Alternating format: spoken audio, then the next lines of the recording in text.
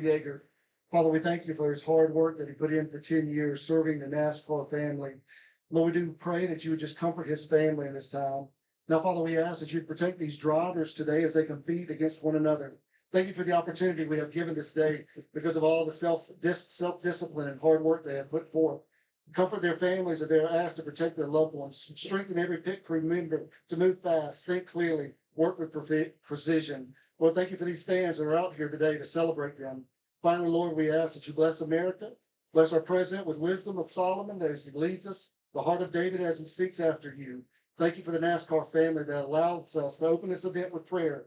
For Lord, we know there is power in prayer. As your word tells us, all who are weak and heavy laden, come unto you and I will give you rest. So, Father, we pray unto you alone and find rest. In Jesus' name we pray. Amen. Here to perform our national anthem, please welcome Bo and Blair Hendrick from Blair's West Band.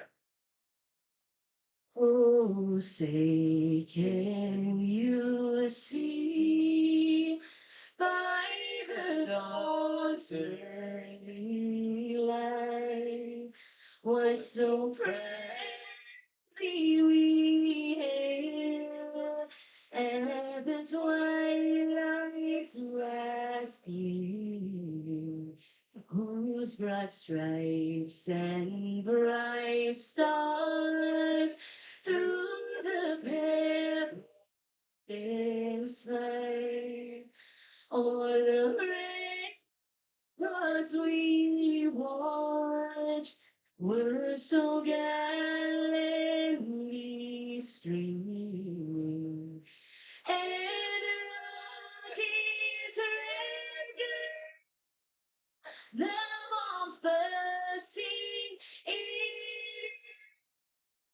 get through the night, that our flag was still there.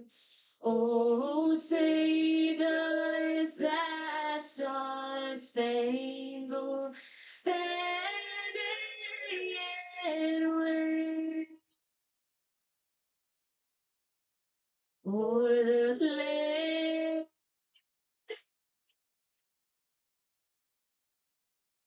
And the home of the green.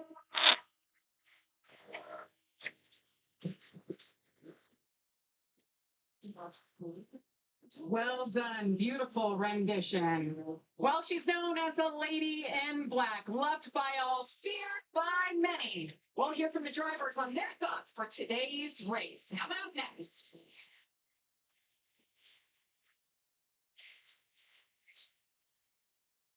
All right, ladies and gentlemen, we are live for our first of 3 NASCAR Top Premier Series races. And this weekend, kicking things off, of course, with the Southern 500 practice and qualifying earlier this morning on the channel. Denny Hamlin qualifying on the pole for tomorrow's NASCAR Cup Series event. Today, it's the Craftsman Truck Series turn to take the Darlington Raceway, the track too tough to tame. The Lady in Black, the racetrack with many, many nicknames as we get into this afternoon's coverage. It's going to be hot. It's going to be slick, especially the closer we get to the finish of the race into the more hotter parts of this afternoon. Relatively cooler temperatures, though, this weekend here in Darlington, South Carolina, compared to years that we have seen in the past on this very Labor Day weekend. Lane Riggs qualified on the pole yesterday as practice and qualifying took place in the evening hours last night. It's a little bit different time than what the race is going to be taking place here for these truckers this afternoon. This is the first race of the Truck Series playoffs as well. So round of 10 begins here today, and we'll take a look at those playoff standings. With that being said, our number 1 seed for the Truck Series is Corey Heim. No surprise there. He is the regular season champion, along with the 7 wins that he has on the season. I think 15 stage wins on the season. He's a full race ahead of the cut line as we begin this round. He's almost a guaranteed lock for the championship 4, just based off of merit, let alone how he's probably going to run in these first 2 rounds as well, the round of 10 and then the round of 8. Now, the Truck Series playoffs are a little bit different because there are only 10 drivers versus 12 and 16 for the Xfinity and Cup Series. The first round, of 3 races, we're only eliminating 2 drivers. Two drivers that sit below the cutoff line coming into this one would be Caden Honeycutt and Jake Garcia. -2 points for Caden Honeycutt. Garcia -3. The drivers above the cut line, I mentioned already, Corey Heim, the number 1 seed, +62 points. Lane Riggs having a good season so far, as well as the 2 seed at +23 points, +16 for Chandler Smith in third. Daniel Hemrick +8, +7 apiece for Tyler Ankerman, Ty Majeski, +4 for Grant Enfinger, Raja Kruth +2. We have had 6 different winners of the Truck Series playoff field. We've actually had 10 different winners this season. Of course, Stuart Friesen missing the playoffs because of an injury following a dirt car racing accident last month. And then also the Cup Series regulars that have won so far this season. We've seen 3 of them, Karsten Hocevar, Kyle Busch, and Kyle Larson, each have 1 win on the campaign. So 10 different drivers have won. Will we see 11 today? We may. Low grip racetrack, fairly high speeds with it being an intermediate. The speeds will slow down over the course of the run because we're going to see more than 2 seconds of fall off for an entire tire stint today. Yesterday in practice, that was the case. And we usually see that kind of tire fall off on this very abrasive racetrack when it comes to grip level here at Darlington Raceway. And that will be same for the Cup Series tomorrow as well. Lane Riggs is on the pole, a front row lockout with Riggs on the front row alongside Chandler Smith. Row 2 will be the regular season champion Corey Heim alongside Grant Enfinger. Row 3, Caden Honeycutt and Gio Ruggiero. Row number 4 is going to be Daniel Hemrick, Ty Majeski. And row 5, rounding out the top 10, Corey LaJoy in the 77 for the rest of the season for Spire Motorsports and Tyler Ankrum. Row number 6 for Raja Kruth and Tanner Gray. Jake Garcia, Connor Mosack, row 7. Corey Day back this weekend. I think this is going to be a great track for him that suits his driving style. Trevor Bain also in the field, former Daytona 500 champion in the Tricon Garage number 1 truck. That will be row 8. Row 9, Bailey Curry, Matt Mills. And behind them will be Dawson Sutton and Andres Perez in row 10.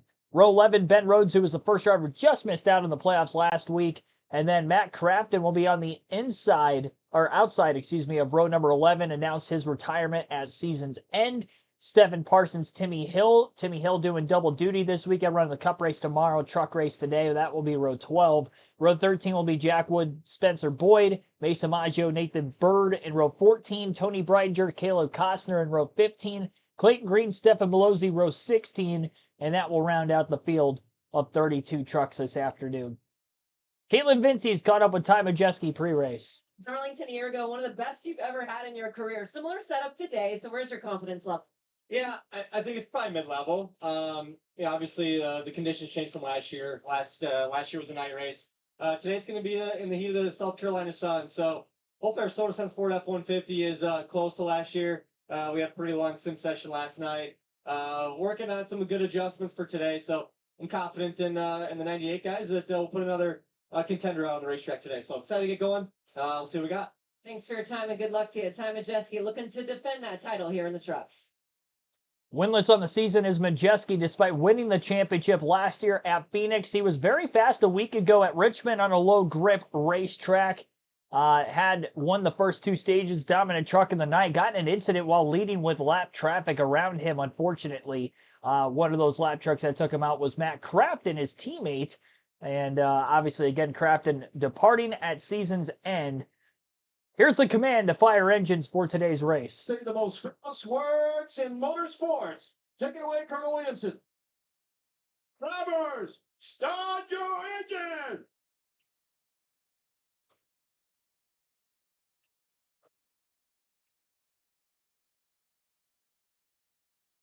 As Sheriff went from having such a stern look on his face at the start of the command to a smile on his face by the end of it, he knew that was something he'd probably always wanted to do. That was pretty cool. Lane Riggs is going to be on the pole for today's race, leading us to the drop of the green flag. Again, he is plus 23 points above the cut line. Probably going to be one of the favorites for this one. The low grip, shorter racetracks have been his strong suit in the Young Truck Series career for Riggs. I'm going to take him for the race win today. With that being said, Corey Heim has had some great speed, although the last couple of weeks, not quite the race winning speed, I should say in the last race with Richmond on a similarly styled racetrack. Honestly, that was probably one of the worst races for Heim this season, even though it wasn't bad by any means. He was still in the back half of the top 5 for most of the going. Actually led some laps because of some quick pit stops in the middle going into the race, so maybe that could be a good thing going for him later. 3 sets of tires for this one today, which could lead to quite a bit of pit strategy, not counting the set that they start the race on. We have 45 laps in stages 1 and 2, and then the final stage will be the finish of the race, 57 laps to get us to the end. So for fuel purposes, they will not be pitting, but because of the tire wear, depending on how cautions fall today, outside of those 2 stage ends at lap 45 and lap 90, is going to deter quite a bit of strategy as to when to pit, saving tires. Kind of similar to what we saw in the truck race at Richmond a couple weeks ago, which I thought was a pretty solid show. Jeff Mack, Bam Hall, Shahir Gaming and Entertainment, Chris Davis, Matthew Dorta Bruno, Terry Lewis, AJ Summers, Billy Kramer, Wade, Marcus Villarreal, and many others. Welcome into the stream, everybody. Morning race? Not on the East Coast, at least.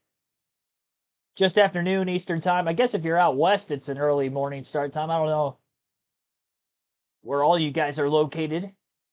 I got to center up our graphic real quick. Leaderboard kind of cut off a bit. Gonna have to minimize it more. And we got to get the lap counter in there. It was fine for practice. I'm surprised it's off center like this for the raw feed. So they don't have the traditional raw feed up for practice and qualifying. It's kind of just like a live race leaderboard, which is a little bit different. For instance, I go to that screen right here, and this is the live race leaderboard. There's not as many statistics to kind of go off of. And then here's the raw feed. It's just a little bit wider, more stats on the screen with the live timing and scoring.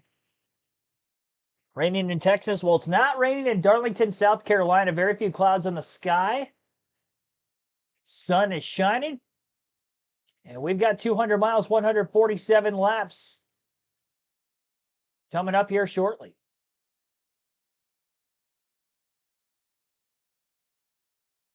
Corey Heim, the regular season champion, yet again, but he has never won a Truck Series title. 0 for 2, trying to get his third. He's got 7 wins on the season. That's as many as the rest of the field. More stage wins than the rest of the field combined. More playoff points, alluding to that 62 points above the cut line already. And he's led almost as many laps as the rest of the field combined this season. That's how dominant Corey Heim has been. We've been talking about his dominance all season, but just to put it into perspective even more, he really is having one of the greatest Truck Series seasons, if not the greatest Truck Series season of all time. And I think we should appreciate that maybe a little bit more than what we're doing, myself included. I don't gloss over it every week by any means. I understand the dominance he's been putting on full display week in and week out, but he's putting up some serious numbers. He's climbed on the all-time Truck Series wins list. He's already in the top 10 in Truck Series wins all time. Speaking of Matt Crafton retiring at the season's end, he's a 3-time truck champion. Corey Heim's already got more career wins than Matt Crafton. And the season's not even over yet. We don't know exactly where Heim's going to be racing next season. Obviously, right here in the Truck Series, he's got a home for as long as he wants to stay, but he has been Cup Series ready for a couple, waiting to see if he will get that ride for 2026 or not. Teams are checking pit road time, so they'll be going green in 2 more pace laps from now. Hot and muggy. Yeah, definitely a bit sticky down in the Carolinas this time of the year. Linda Bollinger, welcome to the stream. Arizona, 9 a.m. Yep. Yeah, it's morning for a lot of the U.S., just not where the race itself is, as well as myself, bringing you the coverage of today's race.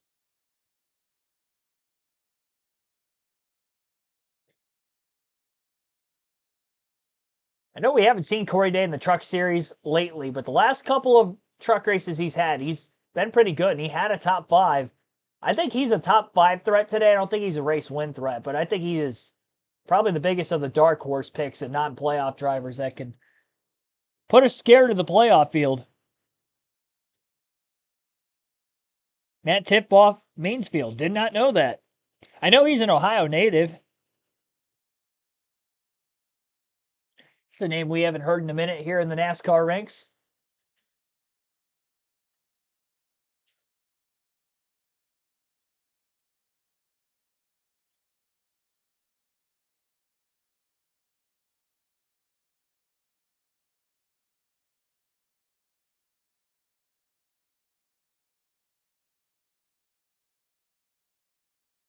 Craftsman hasn't won a truck race since 2020. Yes, it has been some time. It's the Kansas of 2020 in the summer, I believe, is its last win. For 3 championships, you would think he would have more wins than he does. Just super consistent those 3 years he won the title. One of those a winless season back in 2019.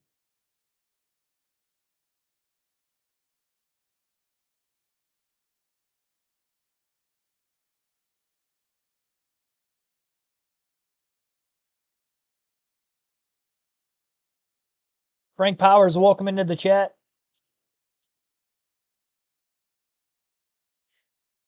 Yeah, Corey Heim is definitely the favorite for the championship. There's no doubt about that. It's just a matter of can he get it done when we get to Phoenix at the season's end. It's just a track he hasn't won at yet. Very unique racetrack description here at Darlington Raceway. 23 degrees of banking in turns 3 and 4. Slightly more than that in 1 and 2. More sweeping corner, egg-shaped, of course. 25 degrees of banking down in 1 and 2. Pit road speed 45 miles per hour. The fuel window is right about the same length of stage 3, 57 laps. But again, that is not the worry to be able to make it to the end of the stage. It is the tire wear and tire consumption. Will we see a lot of strategy? The answer to that question is yes, as long as we have cautions per incident. If we don't have any cautions per incident, it's a pretty straightforward race. 2 pit stops at the stage ends, but who is going to survive on the longest run with the most speed? We're about to find out. Pretty good crowd on hand for the Truck Series race this afternoon, and Darlington, green flag is in the air, and we are underway. Bit of the back portion of the field kind of stacking up as they cross the start-finish line. Lane Riggs leads them down into turns 1 and 2. He slides clear of his teammate Chandler Smith in the center of the corner. Corey Heim already on the attack for second to the inside of Smith, and up off the exit of turn 2. A little bit of a run for the trucks on the high side versus the low side of Corey Heim. Enfinger able to push the 38 clear of the 11. 38 up on the wall through 3 and 4. Riggs down on the bottom, slides up in front of him. Chandler Smith with a crossover. Huge momentum on the front stretch, and Chandler Smith will sweep by and actually lead the opening lap of the race, or at least it looked like he had the lead from that camera angle on FS1. Apparently, Lane Riggs led the lap by 8/1000ths of a second from the pole. But Chandler Smith is clear into turns 1 and 2, and he's out in front now, so we're already looking at our first lead change of the race on lap 2. Assuming Smith can hold on. Riggs takes a peek to the bottom of the racetrack. Most of his truck down below that white hashed line on the inside. And just couldn't get the run down the front stretch on the bottom as well. We'll see if Riggs moves up to the top through 3 and 4. He's ran the bottom twice now, and he's gotten beat quite a bit by that 38 who's ripping the boards on both ends of the speedway. Top 6 drivers, all playoff drivers in the early going of the race. Gio Ruggiero, Tanner Gray, the only non-playoff drivers in the top 11 positions as we start this race this afternoon. Got some throwback schemes in the field for today. Truck Series did not race at Darlington earlier in the spring. Well, they are here now. I could be wrong on that. I need to go back and look. They've raced the spring race before, and there's very few tracks that are on the schedule twice for the Truck Series. Want to make sure I got my facts straight here on stream before I just gloss over that. Yeah, they did not race at Darlington earlier this season. Okay. I was trying to remember back. Usually, they run the spring race and not the September race. And usually we see the Xfinity Series go to Darlington twice a year, or if they do go once, it's in the fall, but that is not the case. Xfinity Series out in Portland today for a standalone road course race, and that will be later on tonight for our trio and final stream of the 3 for today on the channel.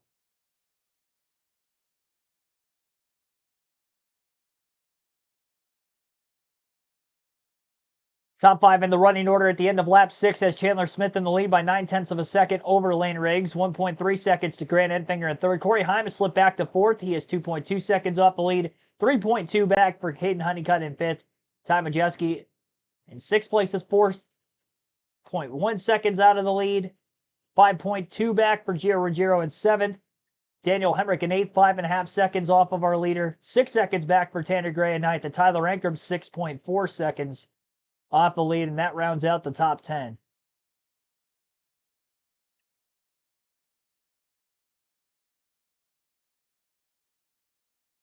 Why is Stephen Parsons in the playoffs?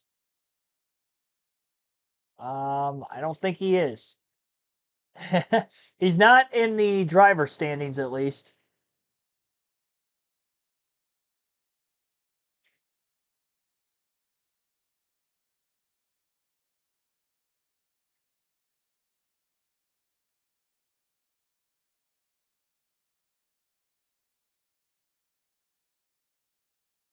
He's not even in the race today either. I don't know. Parsons obviously in the Xfinity Series full time. He is in the race today, driving the 20.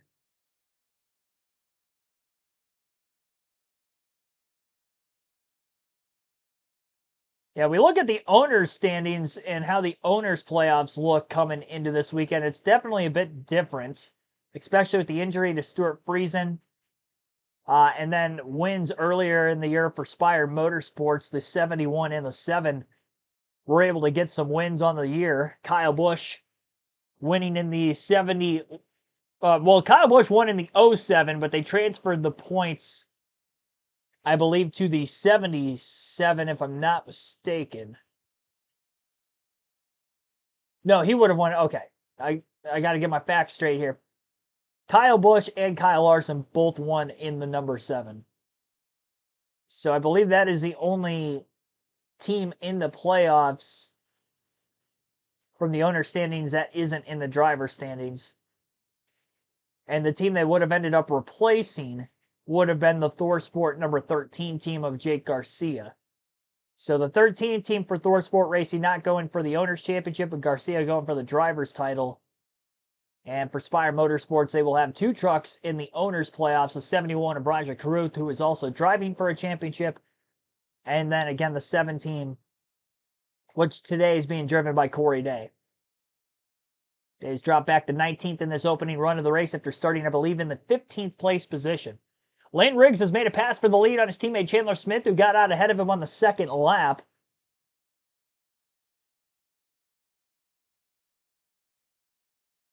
I don't have any stats available here on the right side of the screen. Let me try refreshing the page. See if the raw feed's caught back up. Chandler Smith's got a problem too. It looks like he's got a right side tire down. A lap after losing the lead, Chandler Smith is slow on the racetrack, and we are still under green flag conditions. His right front tire is flat. He has made contact with the outside wall, and he is on his way to pit road. So he'll limp it down to pit road. Take another look at it. Oh, yeah. Oh, That was a big shot. Right front for sure. And this is what we talked about, guys. It's that risk versus reward early in these races. And then as we look from the 9 truck right here, you'll see that right front tire. But I think you're exactly right, Todd. I think that when he hit the wall the first time, he got the fender down on the tire, and now he's in big trouble. let's let Smith pancaked it pretty good.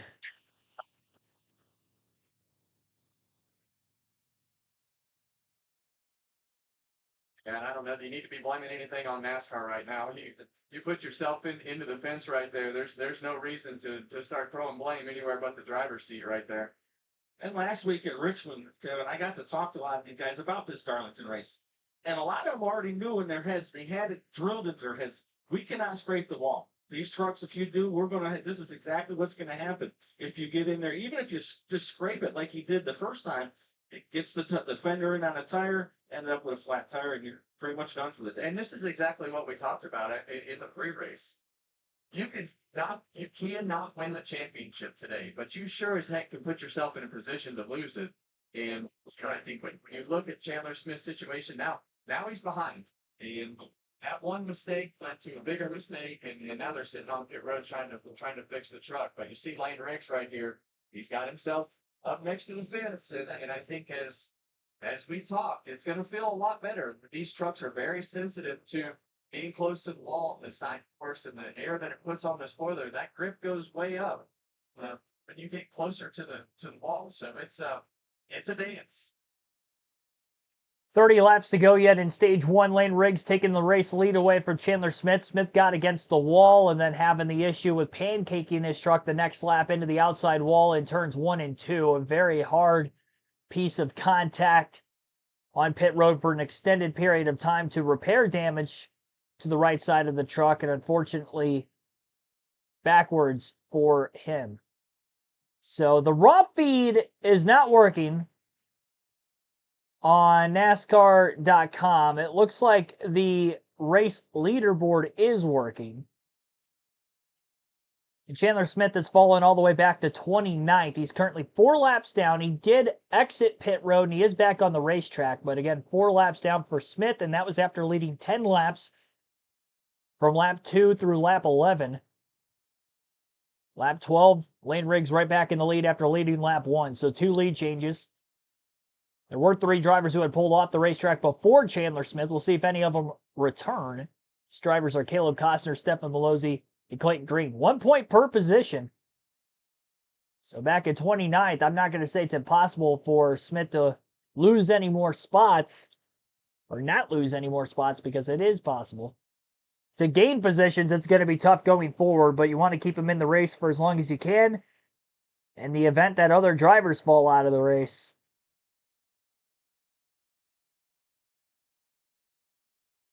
that could be more points going the other way for him. So Lane Riggs leads, Corey Hyman second. He did get by Grant Enfinger after the wall contact there with Chandler Smith moments ago.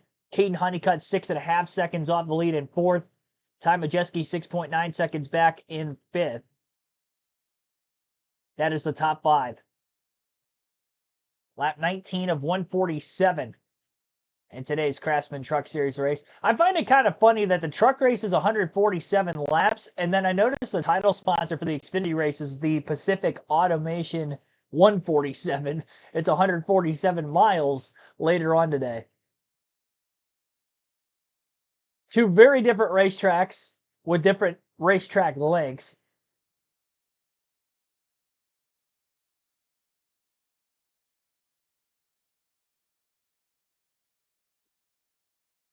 Can't wait for the Truck Series season next year with Ram Brendan Queen from Arca to Trucks.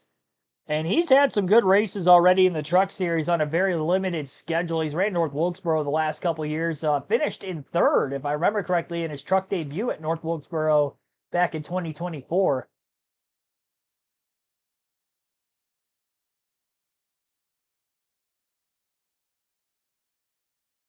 Here, Jaden Daniels and the Commanders, or the Niners take on the Seahawks, or other regional action. The NFL is back September 7th on Fox. That sound says it all. It is playoff time, it's NFL time, college football time. We've got it all happening. Right now, Darlington Raceway is happening as Lane Riggs continues to lead over Corey Heim. We're hearing Caden Honeycutt may have an issue. Amanda. And he's going to come down pit road here. They've been at Pessimist for a couple laps. Telling the team that I have a flat. I got the flat. The team has been telling them, hey, it looks good on our side. But It's flat. Go to pit road now. The team is overall ready to ascend that 52 truck. Jamie?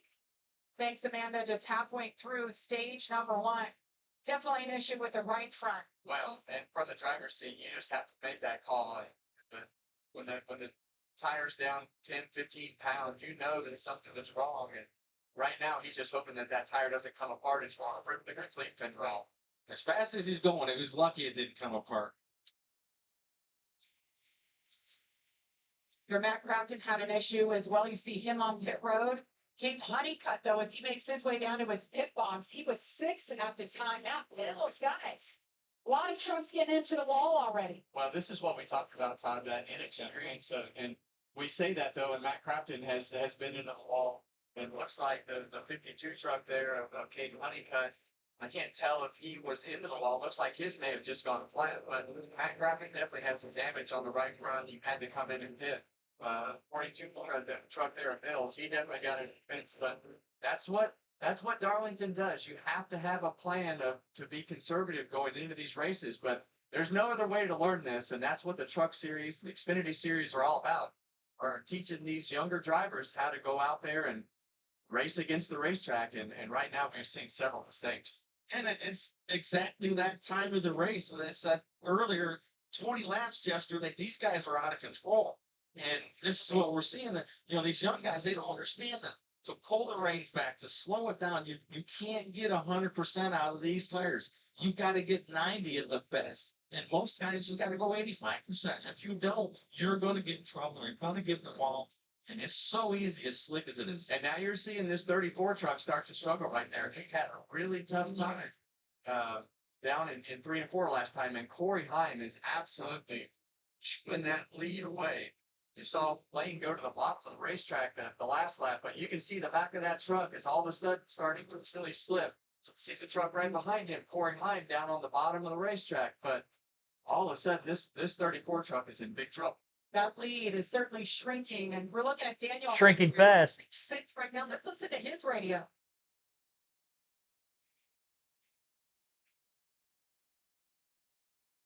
Dropping like flies around here. If already haven't here. Playoff guys already.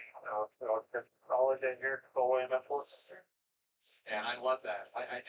The guy driving this truck, Daniel Hemrick, knows that too. And that experience of knowing how to race in these playoffs, but more importantly, knowing how to race against this racetrack is what is sitting behind the driver's seat right there. It looks like they're crawling through 3 and 4. The fall off all of a sudden has just taken a huge chunk of time away from a lot of these trucks. That was crawling right there. That had to be 20 mile an hour slower than what he had been going through there with the good tires. But that just speaks volumes for Daniel and how smart he is and how much experience he has. He knew that these guys were going to start backing up and becoming to him. And this guy right here, this has been Corey Heim's go-to all year. His long run speed is phenomenal every single week. And I've been saying for the last 15 laps, Lane, you got to slow down, and he didn't do it. Corey Heim has some experience here. He's raced here the last few years. In fact, he made his Truck Series debut back in 2021. Now he is all over the rear bumper of Lane Riggs. And it's 5 or 6 tenths of a second a lap now that Lane Riggs is losing to Corey Heim. You see they've caught the back of the field here in lap traffic. So you know Corey's going to sit back there and just take his time because he knows that he is way better than the 34 truck. Exactly. That's what we just saw through 3 and 4. Lane underneath the 33. Corey backed off, said, all right, I'm just going to save my tires this corner. And that's just such smart racecraft. And here we go. We got a run on Lane, set him up off the corner. Pick him. Just got around Mason Maggio, who was in for Frankie Muniz, who was on a ladder this week, broke his wrist. They get around him in this battle. It's heating up. They've got lap trucks in front of them, behind them. And it's so narrow here that there's nowhere for Corey Heim to go. When those lap trucks are in a different lane and the Riggs truck, you just have to be patient. But he's going to make quick work of Lane Riggs. And Lane right now just needs to take care of his truck, not make a mistake, not get in the fence, make the adjustments on this first pit stop. He knows he's still in the mix here, but don't do what Chandler Smith did and take yourself out of this championship battle. How about that move by Corey Heim out in front for the first time today? 15 laps to go. And down on 14 laps left now as Corey Heim takes his first lead of the afternoon. Lane Riggs is now in second, Grant Enfinger third, Ty Majeski fourth, and Daniel Hemrick rounding out our top 5. Lap 32 of 147 in today's race. And we will take a quick break. You're listening live on KRC to the Craftsman Truck Series at Darlington.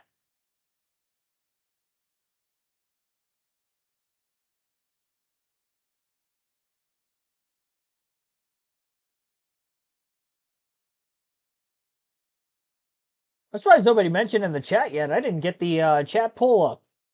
The start of the race. Who will win race at Darlington?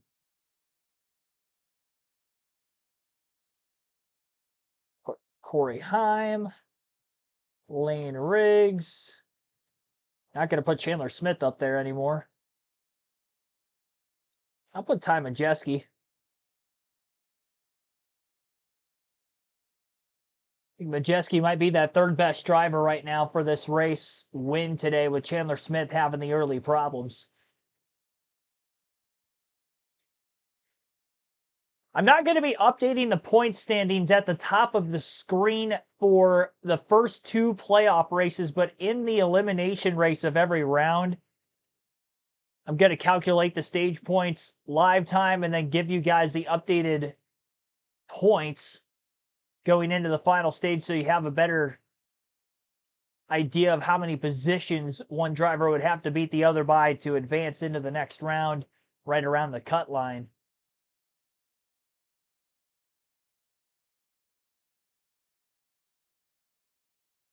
Time is led now for 5 laps. 20 laps led on the day for Lane Riggs before losing the lead. He's already a 1.5 seconds back. A 5.4 second gap to Grant Enfinger in third, and Ty Majeski's 8.9 seconds off the lead in fourth. It's definitely clear that Corey Heim is the fastest driver on the racetrack right now, and it's really not even that close.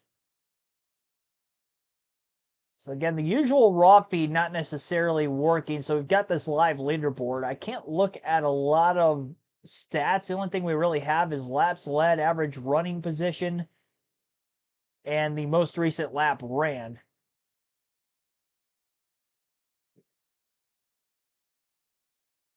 Based off of the qualifying times, which were 29.3s, to show you how slow the race is when we go 35 laps on one set of tires in the Truck Series at Darlington. The last lap for our leader, Corey Heim, is a 33.919.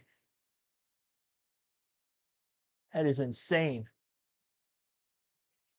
And he's kind of extended to that 1.5 lead, and then all of a sudden, Lane Riggs kind of flatlined. The last couple laps, Riggs has actually been a couple hundredths of a second quicker.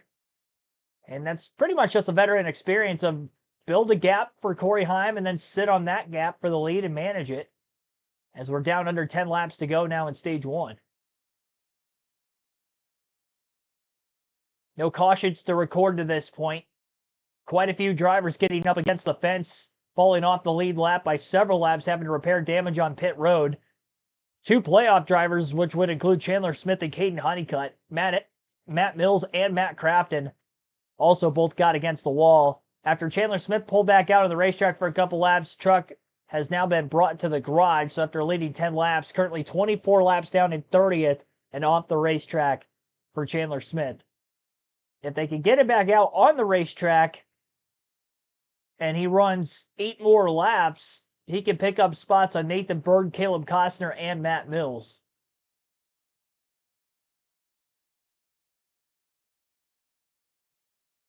Problem is with these Truck Series races, they're so much shorter than, say, that of a Cup race, that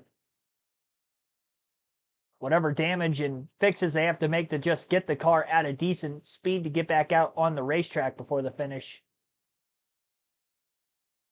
not going to be good. Also, for the drivers who had to come to pit road, not only they fell off the lead lap, but they also used one of their 3 sets of tires with having the flat right fronts because of making wall contact. So even if they were to take the wave around here, not be a great spot for him. Ty Majeski is now on pit road, and it looks like the right front looks to be soft on his race truck with 6 to go in the stage. Yep, back. He was shown 2 laps down. He does that, gets in front of Corey Heim. Let's listen to Ty Majeski.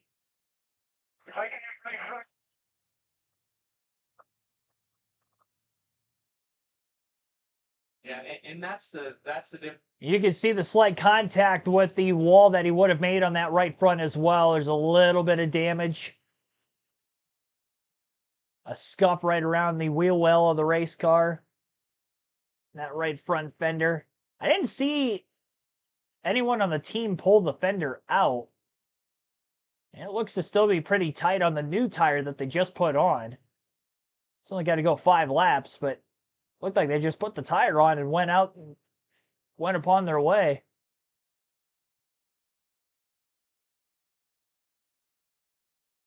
These top 2 in the running order are far better than everybody else in the field. Short run speed, Lane Riggs. Long run speed, Corey Heim.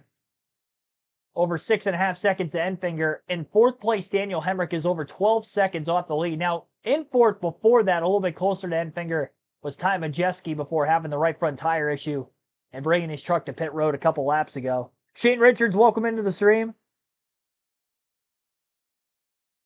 Funny how the Tricon drivers can never compete with Corey. Yeah, they're nowhere close. Like, Heim is the only Tricon driver in the playoffs. I'll cut a little bit of slack to Gio Ruggiero. He's had moments this season, and he is a rookie. So we'll see in year 2 next season if he can make any more gains. He's definitely going to have to try to break through and get a race win, you would assume. Or at the very least, make the playoffs next year if he's going to want to ensure a ride going forward.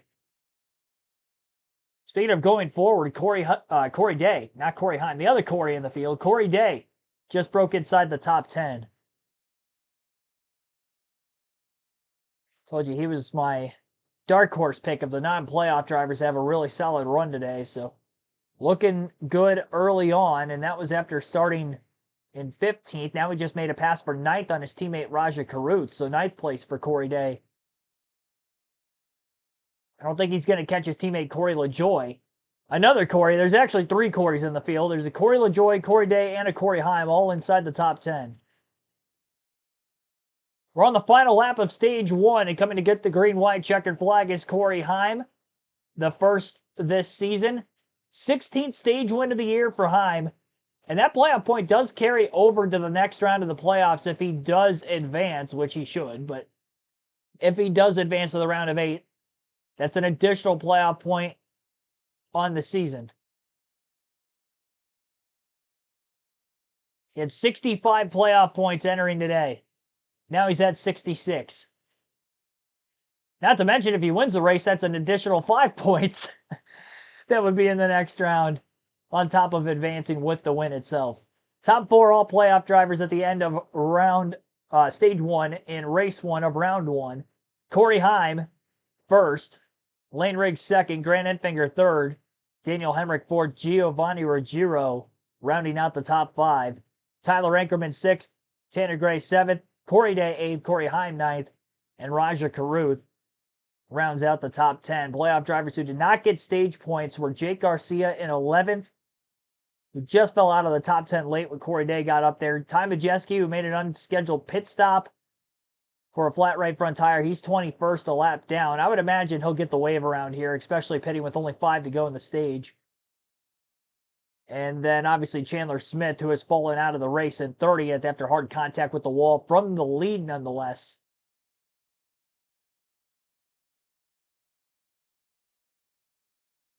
And setting himself behind the 8 ball going into race 2 of the round, which will be at Bristol in 2 weeks' time.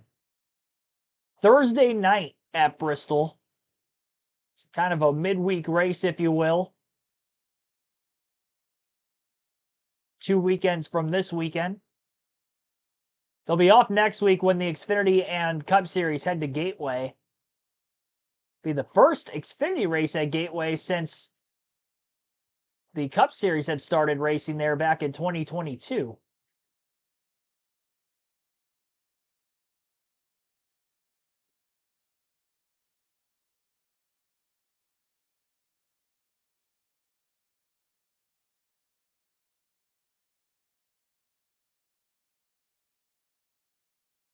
No cautions for incident in stage 1 despite all the tire issues that we saw.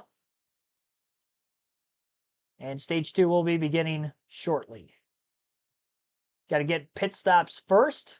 A lot of the field has not yet been to pit road. They'll put one of those sets of tires on.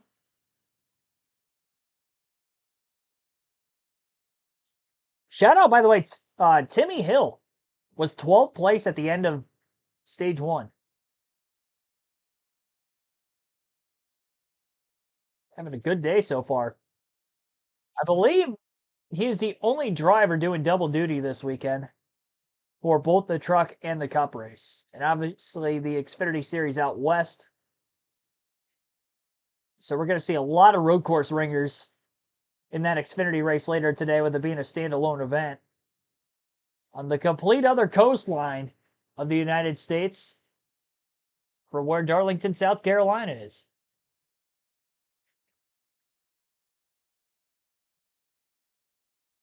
So all the pit crews, obviously in the Darlington area for the Cup and Truck race, we will have live pit stops today, unlike in tonight's race. Fleet is officially out. He's standing by with Amanda.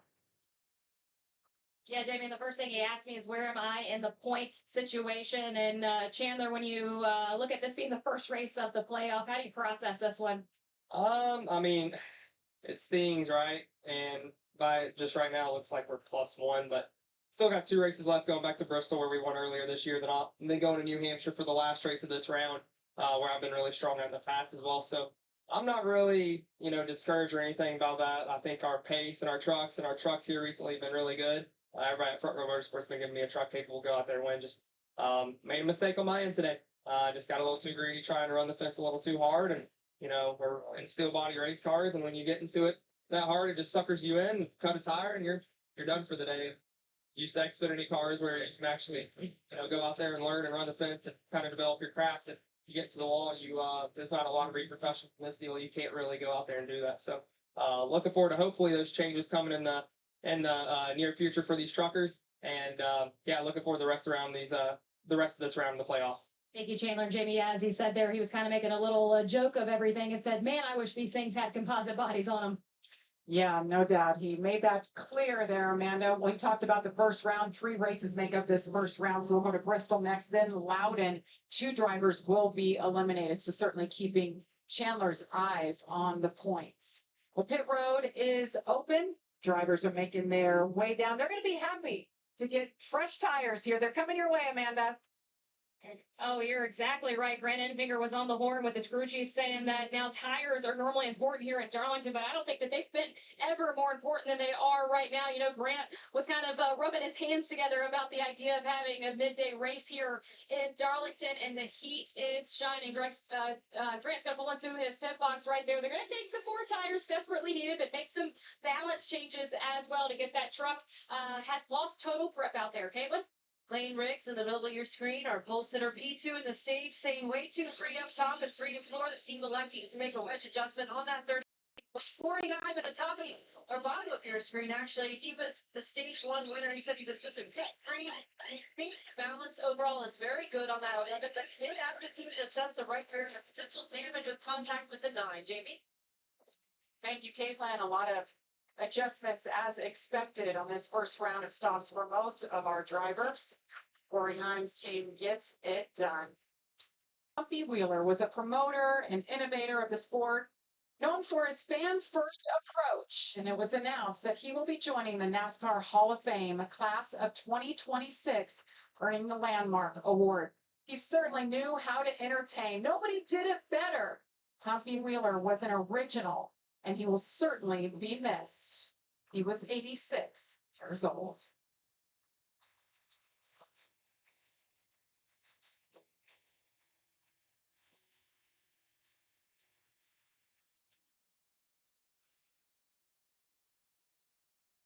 Corey Heim wins the race out of pit road. He will be the leader on the restart. Grant Enfinger will be lined up on the front row with him, jumping a spot on Lane Riggs in the pits. Riggs in 3rd, Tyler Ankrum 4th, Daniel Hemrick 5th, Tanner Gray up to 6th, Connor Mosak 7th, Gio Ruggiero 8th, Raja Kruth 9th, Jake Garcia 10th, Corey LaJoy in 11th, and Trevor Bain will be the top dozen.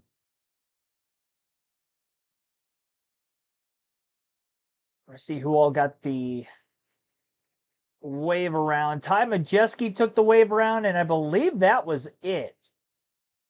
Dawson Sutton gets the free pass in 19th. Yeah, nobody else took the wave around other than Majeski. And I think the only reason he had taken the wave around is, again, he pitted about 5 laps before the end of the stage. He's definitely going to have older tires, and that will cost him on the restart. But I think he's got enough pace in his truck. He should be able to finish out stage 2 in the lead lap anyway.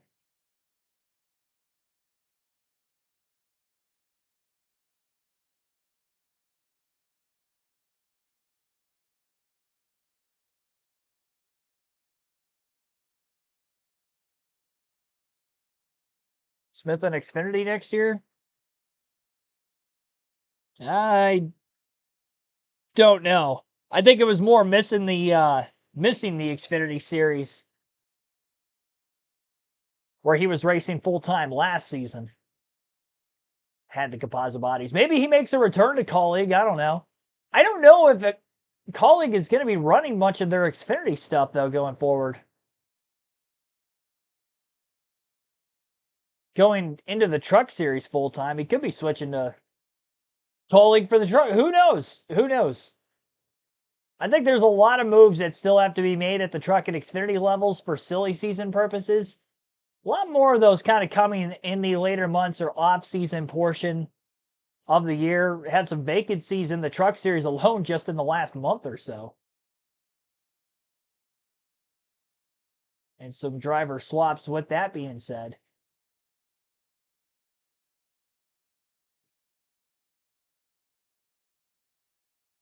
Heim has eclipsed the most laps led to this point in the race through 51 laps as we're under caution still for the stage 1 break. Haven't had any green flag laps for stage 2. Not yet, at least. And Riggs had 20 laps led, 21 for Heim, now 22. So the caution continues. So Riggs from the pole was able to lead that many laps in stage 1. We'll see if he can get to the lead from third on the restart. I'd imagine he'll take the outside of row 2 if Grant Enfinger doesn't. Might be able to slide into second right away. I think this is probably better for Riggs if he can get to second on this restart and kind of hang with Corey Heim, kind of match his lap time so he's better on the longer run, rather than pulling out to the lead he had and just pushing too hard too early. Raceway, we've got one stage under our belts. Let's listen into our leader's radio after he came down for that pit stop. Hey, Mr. Turns, what you going? I'll be fluid up for my turn left. Yeah, when I first got the brakes, I'm like, oh man, I'm going too slow. And next thing I know, 3 feet past the sign. The tires are ball time, Kevin. I got news for you, Corey. Those tires aren't balls. See those little round dots? That's the marks to measure the depth of rubber actually on a tire.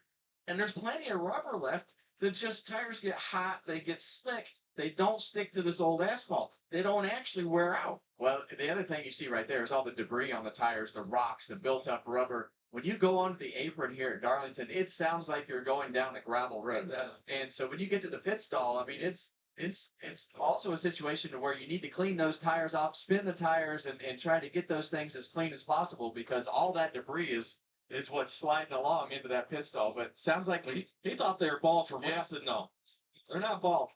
They just don't stick. All right, first restart. 8 laps of caution with the stage 1 break. We'll be at lap 54 in the race on the restart. So a little less than 100 to go as we begin stage 2. Corey Heim outside of row 1. Enfinger on the inside. Riggs is outside of row 2 as projected. Green flag back in the air. Enfinger might have spun his tires a bit on the restart. Heim is easily clear into the first turn. And Lane Riggs is door-to-door, nose-to-nose, in fact, for second through turns 1 and 2, and he'll take that spot away. Daniel Hemrick looking for third on the outside of Grant Enfinger as well, and he clears. So Enfinger falls from the inside of front row back to fourth on the restart just in the first half of a lap. Tanner Gray, now the highest running non-playoff driver, in fifth after a quick pit stop and a good restart. Hemrick on the move. Slipped to the outside of Lane Riggs through 3 and 4. Worked by him in a hurry. Hemrick goes from 6th on the restart all the way up to 2nd. Just by taking the outside of row 3. He was actually 4th at the end of the last stage. But chose to restart on the outside lane of row 3. Rather than in the bottom, right behind Enfinger. Worked out well for him. Hemrick still pushing the pace early in the run. And trying to get after Corey Heim for the race lead.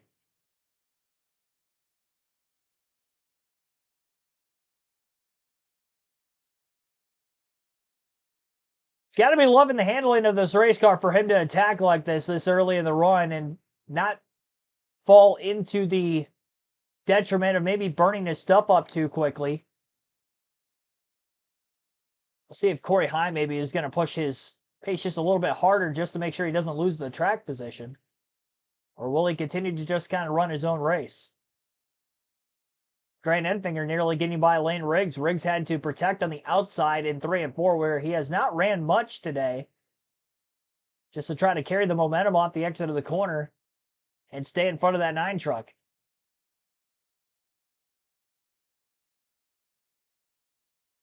Lapper in the 74 pulling out of the way of the leaders and pulling to pit road this time. Hemrick will look to strike to the inside of Corey Heim again through 3 and 4. All 4 tires down below the hashed white line onto the apron for Hemrick through the center of the corner. Now trying to get some draft on the front stretch to keep some semblance of straightaway speed up in the race truck.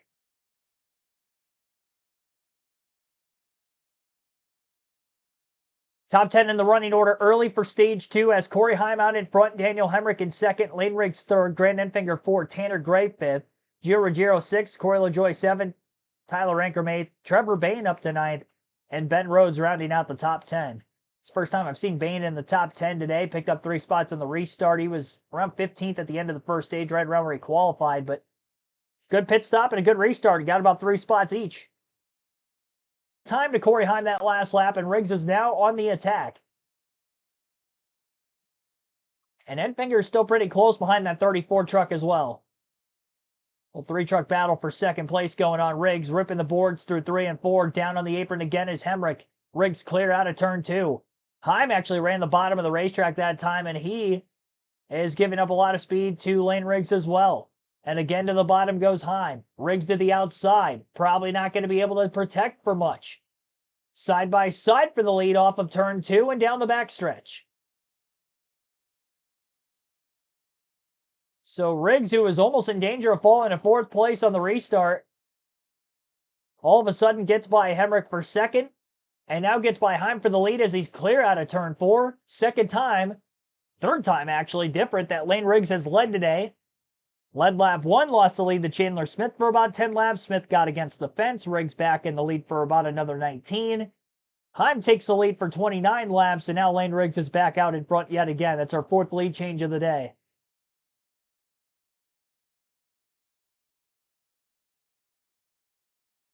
Average running position for Riggs, now that he's back in the lead, 1.8, 1.92 for Corey Heim.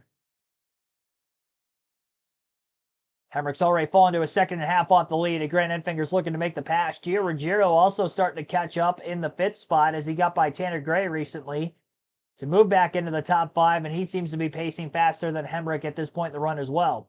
Enfinger completes the pass on entry through turns 1 and 2, holds clear, and drives away now down the backstretch.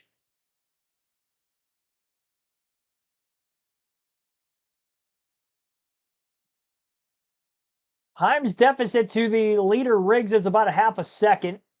Nothing major. We'll see if he can drive back by him at some point here in stage 2 with long run speed that he was able to show was his strong suit back at stage 1.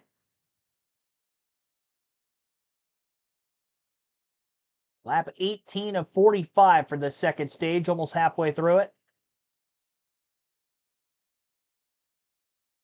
Because of stage 1 going caution-free of 45 laps and having the stage yellow laps at the beginning of stage 2, all of a sudden now this is going to be actually a shorter stage for green flag laps on those tires. So maybe you can get away with pushing a little bit harder than what you might have back in stage 1, knowing you're guaranteed a caution at a sooner rate.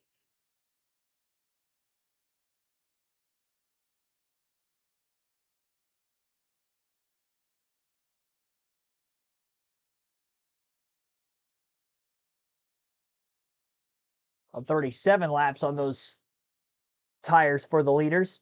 Earl Arnold Jr., welcome to the stream. Mega race win diecast for the 88 Xfinity Series at Daytona last week. Whose name would be on the box? Probably Connor Zilic. Because Zilic got the win. And his name was probably on the door, I would assume, because he started the race.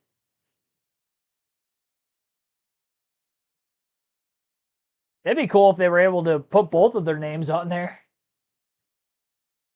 As kind of a one-off. Both Kligerman and Zilic's names and faces on there.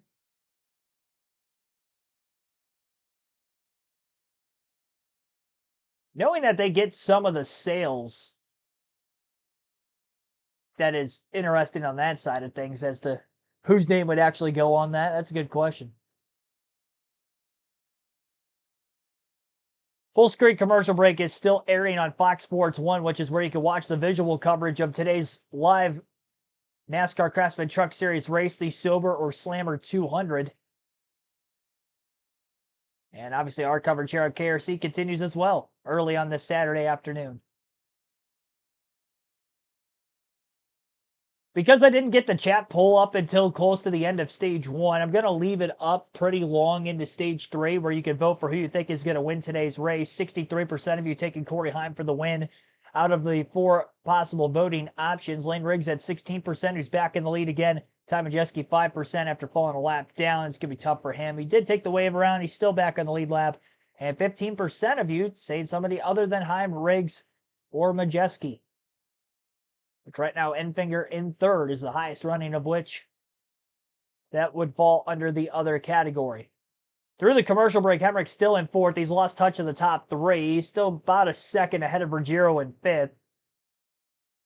And Corey Day just passed Ben Rhodes for 10th. I mean, it's going to put a lot of pressure on the other teams to be able to keep their employees and keep their pieces in place. So it's going to really mix up the truck series with adding another factory organization and calling into the mix. One of the little things you don't think about it that is finding tractor trailers. They need 5 new tractors to haul these trucks around it, and you cannot buy them right now. There's none to be bought. So I don't know what they're doing, but they have that got their work cut out for them. Matt Collin, Chris Rice, I'm sure they're on the phone morning till night now that this has been announced. But we're looking forward to seeing what they can do in the Truck Series next year. Meanwhile, here on track, Lane Riggs continues to lead over Corey Heim. Grant Enfinger holding steady to third. Daniel Hemrick ranked strong in fourth, and Gio Ruggiero top 5. Let's get an update on Tyler Ankrum. Caitlin.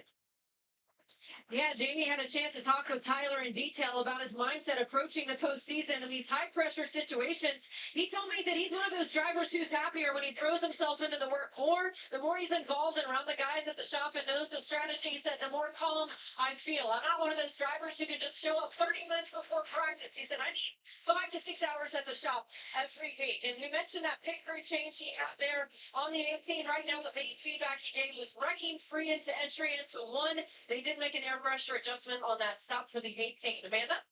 We go back a couple positions. You'll find Rajan Giroux, who's racing in his second playoff. He was so unhappy with his truck in the first stage. They made significant changes at that break, but he's been telling his team how much he loves the intensity of racing in the playoffs. Says that it really raises him as a driver. He's been honest about the mistakes that he's made lately in the last 2 races and said that he just needs to get back to executing. And if you get on to Jake Garcia a couple positions back, he had to serve a penalty for overshooting his pit box. I do understand that that has been served. He had to drop to the rear for that penalty as he gets going here. At the start of the race, he was racing on the splitter, but says the truck's getting better, guys.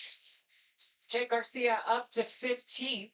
And Ty Majeski, of note, he took the wave around after that round of stops. Remember, he had to come down pit road about 4 laps before the end of the stage for a tire that had been cut because he ran over some debris.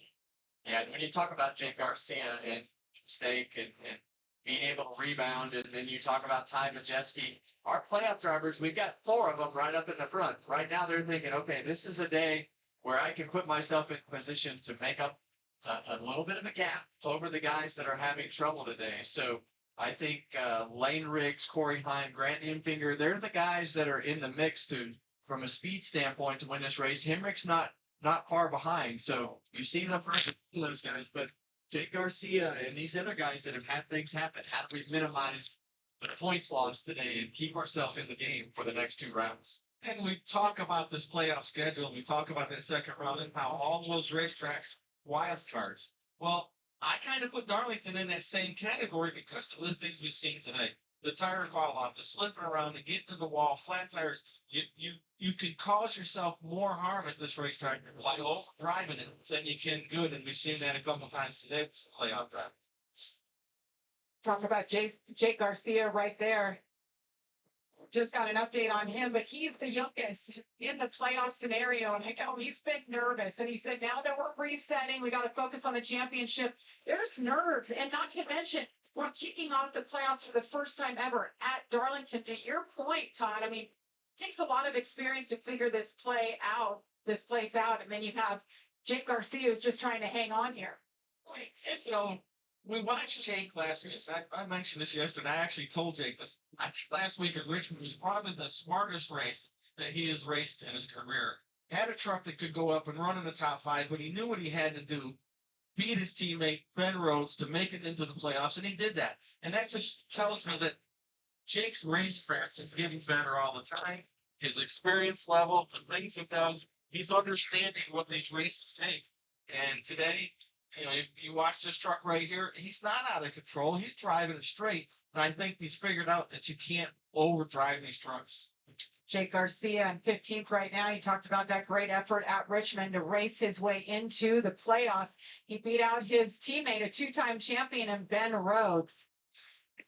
Lane Riggs continues to lead here, 37 laps and counting. He's got a solid truck, and he hang on for his 3rd win of the season.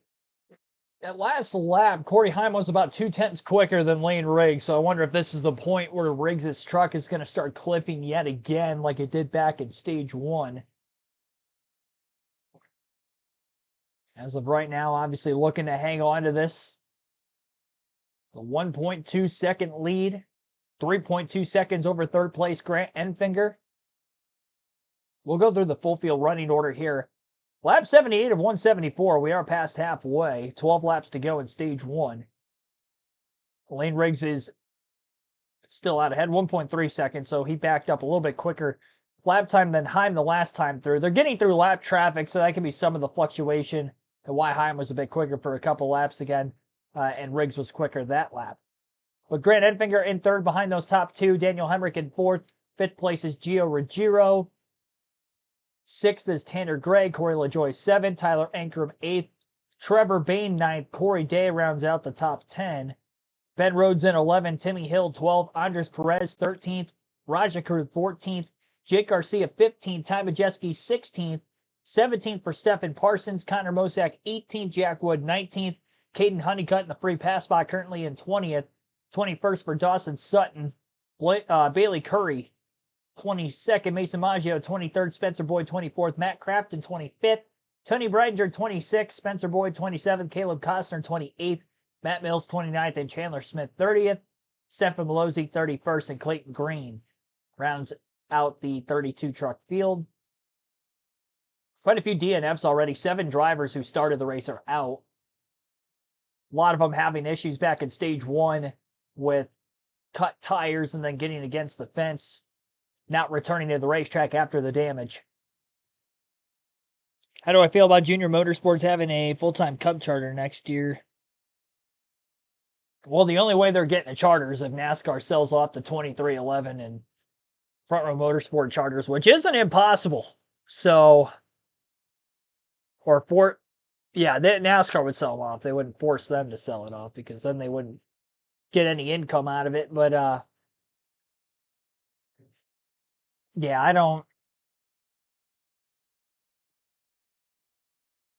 don't see them in the Cup full-time next year. I think it'd be tough. I could see them running the Daytona 500 again, but that would probably be it. I'm surprised they haven't tried to run more races than that this season. Like a Talladega, especially with the success that they had at Daytona, getting a top 10 with Justin Allgaier.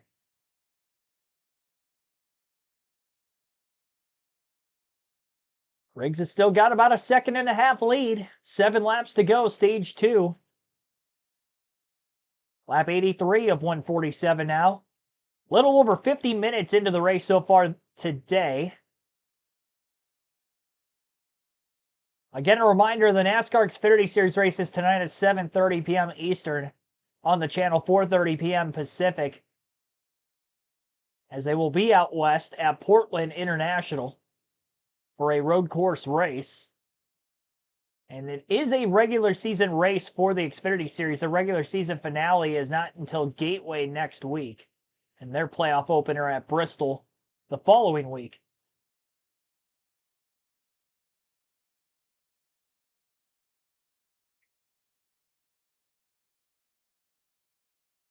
The long run speed, it's only Riggs and Heim. Short run, Grant Enfinger, Daniel Hemrick, they put up more of a fight here in stage 2 than what anybody else was able to do back in stage 1, minus Chandler Smith, who's out of the race now.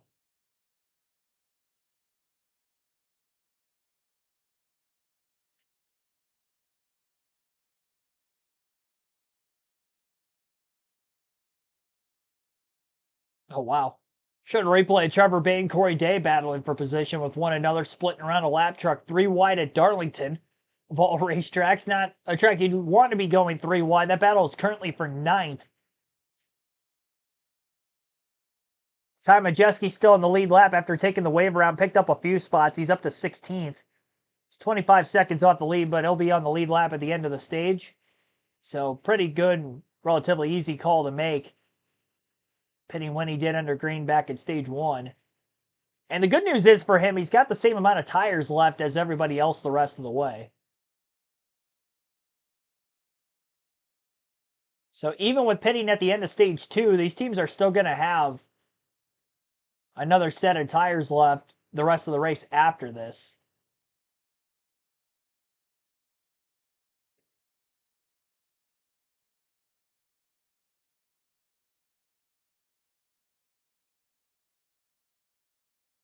Be sure to hit the like button on the stream, by the way, if you haven't done so yet. We're at 32 likes. Our like goal is to get to 50 by the end of this one.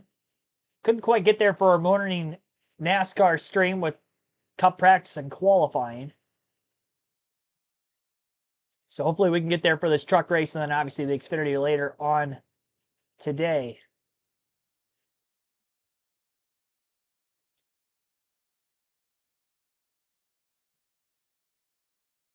Honeycutt's still in the free pass spot in 20th. Assuming he stays there, gets his lap back, we'll have 9 of the 10 playoff drivers back on the lead lap outside of Smith, who is out.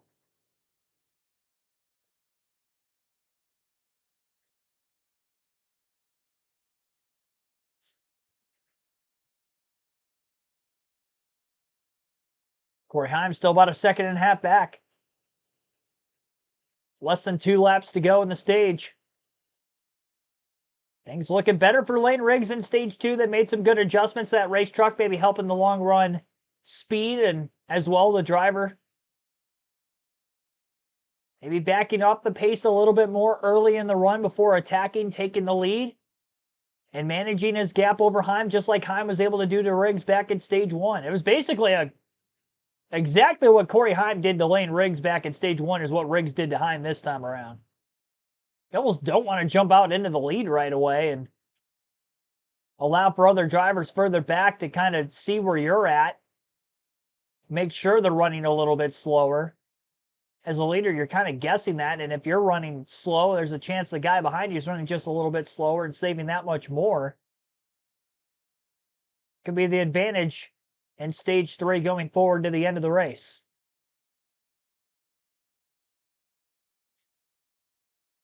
So stage winner Lane Riggs here in stage 2.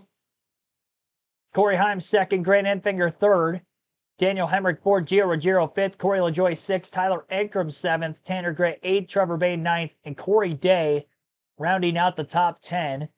And the playoff drivers who did not get playoff points in stage 2 would be Jake Garcia in 14th, Roger Cord 15th, Ty Majeski 16th, Caden Honeycutt in 20th, and 30th for Chandler Smith.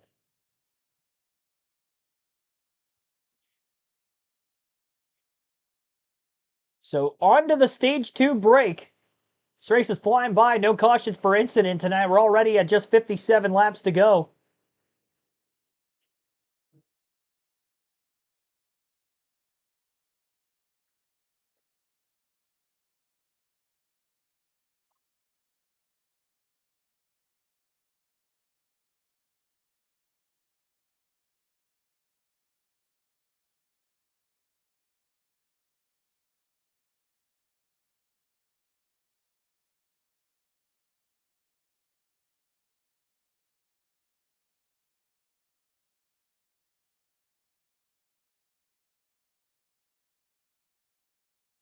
So usually we would close the chat poll off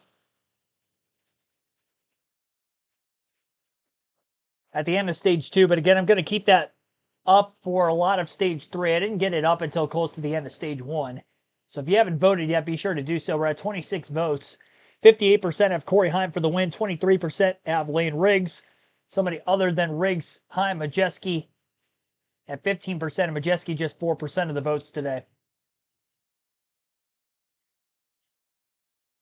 Up to 33 likes now. We're 17 away from our goal as we get into the final stage.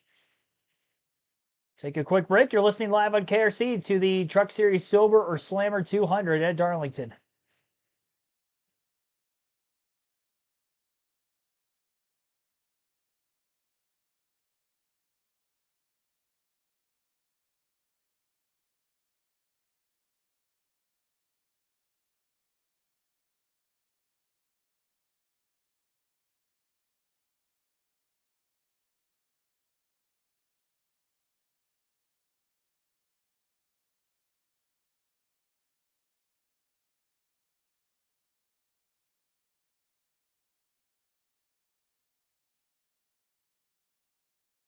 Kind of wish the Xfinity Series race was like right after the truck race today. Or more towards that like 4:30, 5 o'clock time slot rather than later in the evening. Missing out on a wrestling pay-per-view tonight. Also missing out on a Michigan Wolverines playing at 7:30 tonight. Season opener.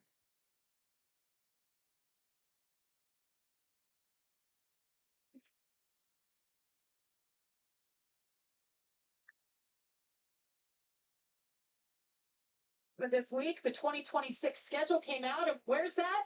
St. Petersburg, Florida. Oh, boy. Craftsman Truck Series will be racing a doubleheader with the IndyCar Series. That's going to be fun. A street race. Yeah, you think they're worried about the right sides or the left sides of their vehicles paving into Darlington? Well, we talked what you just talked about how narrow turn Darlington is. That place had 2 less screws than Darlington. A lot of road courses Yeah, next street year. course. Yeah, but that street course there in San Diego is going to be the same way. Those street courses, well, not much room for error. No. I found that out myself when I went to Chicago for the first time. I think I crashed twice, so not very forgiving. You were contending with a lot of rain too that first year in Chicago. But exciting things to look forward to for all 3 series in 2026. It's been exciting today. Corey Heim picked up stage number 1. Lane Riggs picked up stage number 2. He looks to be the truck to beat right now. We're getting a lot more cloud cover than we had at the start of this race. A lot of adjustments and a lot of happy drivers after they get this new set of tires. Well, we've heard a lot of them talk about this daytime race, and Todd, you've run there in the middle of the day at Darlington, and there is no comparison to nighttime at Darlington. It is a handful when you get that sun shining on the racetrack and slipping and sliding in the middle of the day. This is I vote for all races to be in the day at Darlington because they're absolutely spectacular to drive and watch. All right, they're all coming your way, Amanda. Yeah, you're gonna watch Brandon Figure come down here. They were just talking about strategy in this last stage of what it's gonna look like if this race goes green the entire way to go. But as Richie said, we'll talk about that after we get this pit stop done. As you see Grant pull in, his team was stretching out before this pit stop. Grant saying that the balance is good on the truck, but he keeps losing that grip, especially at the top, Caleb. Well, taking a look at Lane Riggs in the middle of your screen, he says, I have to be better in 3 and 4. He didn't know he never fired on the tightness screw. Chief Dylan Fellows saying we'll do half the wedge adjustment they did on that first stop. For Corey Heim at the bottom of your screen, he says he's just too free that run. He said, I need to fire off better. I got nothing for that 34 in the first 20 laps. And you saw there those chassis adjustments. They got them done. 4 fresh tires battle off pit road. Looks like Grant Edfinger will get it done. Well done by his team, picking up 2 spots. Corey Heim moves up 1. Lane Riggs, you see there, lost 3 positions. Stage number 3, 57 laps coming up. We're hearing the 34 had an issue. I was watching that, Jamie. The right rear tire changer, I don't think that he got all the lugs loose. Let's see. Yeah, one hung on it. They had to go back at it. Boy, what a costly mistake. You cannot lose track position at Darlington. It just tells you how important these pickers are. They got to be spot on. That's why these guys work out, practice. They're athletes now to try to do this job without making these kind of mistakes. And that really was a mental mistake. And that would be the reason he gave up the lead after that stop. All right, 3rd and final stage from Darlington Raceway coming your way. Who will it be? Stay with us.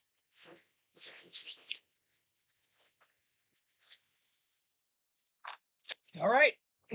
3 spots lost for Lane Riggs. Corey Heim is now the leader. And Grant Enfinger is cycled up to second. Gio Ruggiero up to a race high 3rd place position. Riggs back and forth. I'm curious to see what restart or what line he's going to restart in. I would assume outside of row 3 if it's open. Unless the top 3 take the outside, then he takes the bottom of row 1. That would pretty much at that point be a no-brainer. But I think he's going to be in a good spot regardless, because he's either going to be able to go from 4th all the way to the front row, or I think he's going to be able to at least drive up into 3rd on the restart, maybe even 2nd if he can get a 2-for-1 special that first lap after the restart, get to 3rd place off of turn 2, and then maybe if enough momentum is carried, get to the bottom of the next corner and make the pass for 2nd, or at least a battle for it. But you got to get those spots kind of quickly before he could settle in behind Corey Heim. Although he did go from 3rd place on the last restart to eventually going on to win stage 2. So even just getting the 1 spot on Gio Ruggiero on the restart might be enough for Lane Riggs to just be able to settle in and do what he did before. His final stage is going to be a little bit longer. By the time we restart, we're probably going to end up going about 50 laps on tires if it goes green to the end of the race. If we catch a caution, a lot of these drivers will more than likely be coming into the pits. They all have 1 set of tires left the rest of the way. They don't want to just leave them go to waste. And you're going to want tires on a restart here at Darlington. The only strategy that we could see in this final stage is if we catch a caution early, does anybody take the gamble to pit after like 10 laps knowing that there's still 40 to go? If it stays green to the end, it's going to work out well for them. But if they catch a caution a second time in the stage before the finish, they're going to be cooked on another restart.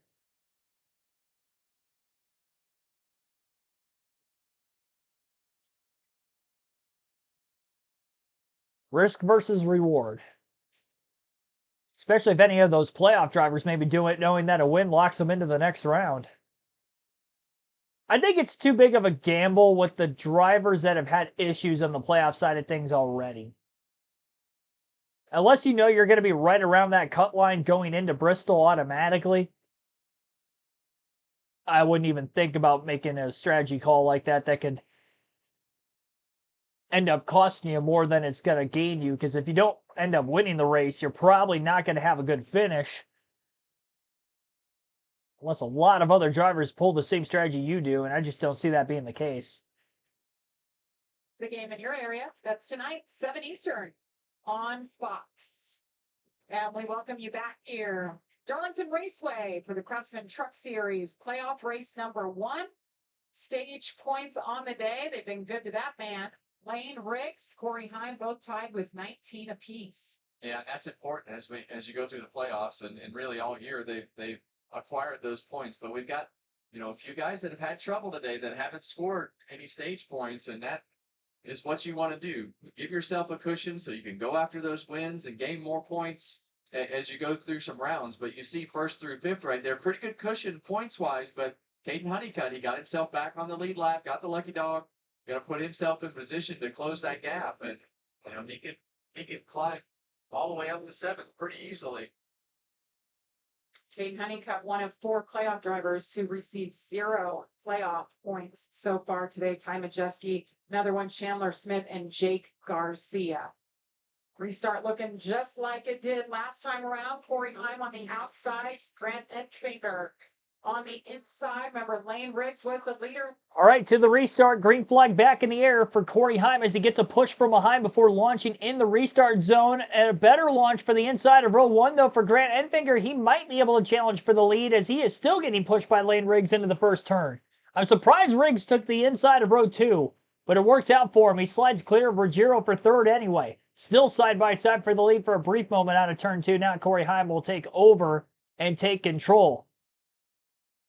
Lane Riggs to the outside through 3 and 4. Enfinger on the bottom. If Enfinger cannot make the pass for the lead on Corey Heim, it's going to be all Lane Riggs on the front stretch. He couldn't complete the pass. They're side by side. A lot of side drafting going on. Riggs is boxed in for the time being. Hemrick quickly was able to move to 4th. Remember, he got the 2nd early in stage 2.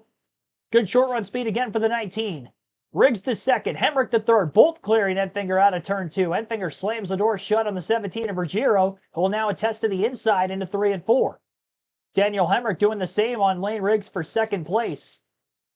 And as they work their way up off turn 4 this time, Enfinger does hold on for 4th in front of Ruggiero. Heim leads Riggs in 2nd. And Riggs is only a couple truck lengths off of that race lead as well. Ty Majeski up a couple more spots to 14th after being a lap down at the end of stage 1.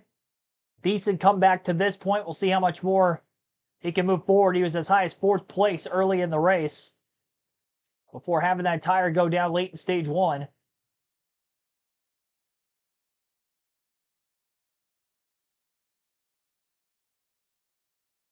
Trevor Bayne up to 6th place as well.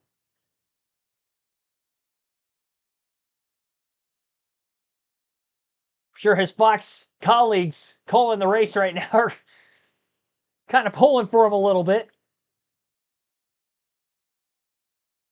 Maybe not going to outright say it as they call the race down the middle like I am, but he's showing some speed here, at least early in the stage. Those top 5 are all grouped together pretty tightly right now. They'll start to separate as the tires fall off and see who can keep up with the racetrack the best. Another pass for Majeski up to 13th now.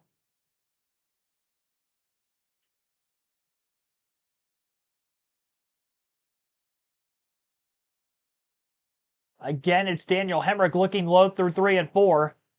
Enfinger running the wall on the outside. Riggs might have gotten a piece of the wall up out of turn 2. Enfinger to the bottom gets blocked by Hemrick. He was going to try to take him 3 wide for 2nd place, but now Hemrick overdrives the entry to 1. A shallow entry at that because of blocking Enfinger, and he almost clipped the 34 of Riggs. And his wayward as he slid back up the racetrack through the center of the corner. Riggs barely clear for 2nd out of turn 2, but all 3 of those guys now losing time to Corey Hyman, probably abusing their tires with it as this heated battle continues. And it's grouping Giro and Trevor Bayne closer into this battle for 2nd. Riggs has led for 55 laps today, 39 and counting for our current race leader, Corey Heim. 1 for Grant Enfinger, which was on pit road during the last set of pit stops, and 10 at the beginning of the race for Chandler Smith, who took the lead on lap 2 from his pole-sitting teammate, Lane Riggs, before hitting the wall and now obviously dropping out of the race. Those are the only 4 drivers to lead at least 1 lap today, 3 of them under green, and 2 of them in the top 2 still.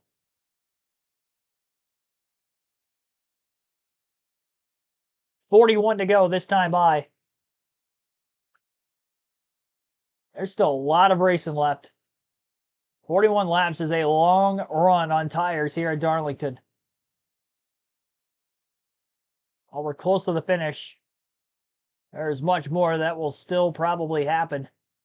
Riggs is starting to pull away just a bit from the drivers that he was under duress from for 2nd place laps ago. And he is actually running slightly quicker lap times than that of the guy in front of him, Corey Heim. He was 0.07 of a second faster than the leader that last lap, and he's drawn to within about 0.4 of a second of Heim for the race lead. Enfinger looking for 3rd to the inside of Daniel Hemrick through 3 and 4. Trying the slide job maneuver, not going to be clear. Up out of the exit of the corner, Hemrick on the high side gets the run, and he will be the one to clear the 9. Trevor Bayne battles Giro for 5th on the racetrack. They're within a couple tenths of one another as well.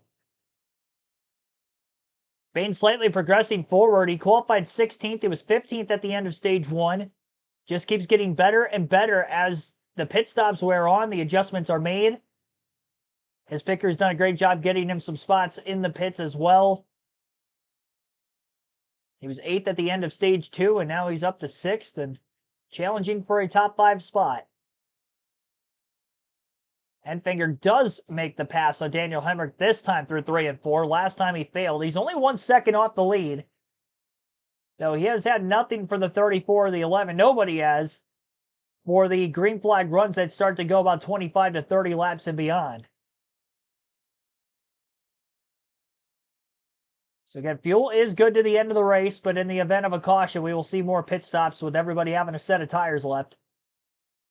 I don't think anybody's going to try to challenge a pit under green. By the time we would have restarted, we had 50 laps to go in stage 3. So that's 50 green flag laps on these tires. If you were to try to pit under green and see if you can gain any time out of that, I would imagine you'd be pitting halfway through the stage, around 25 to go. We'll see if somebody tries something different to do something like that.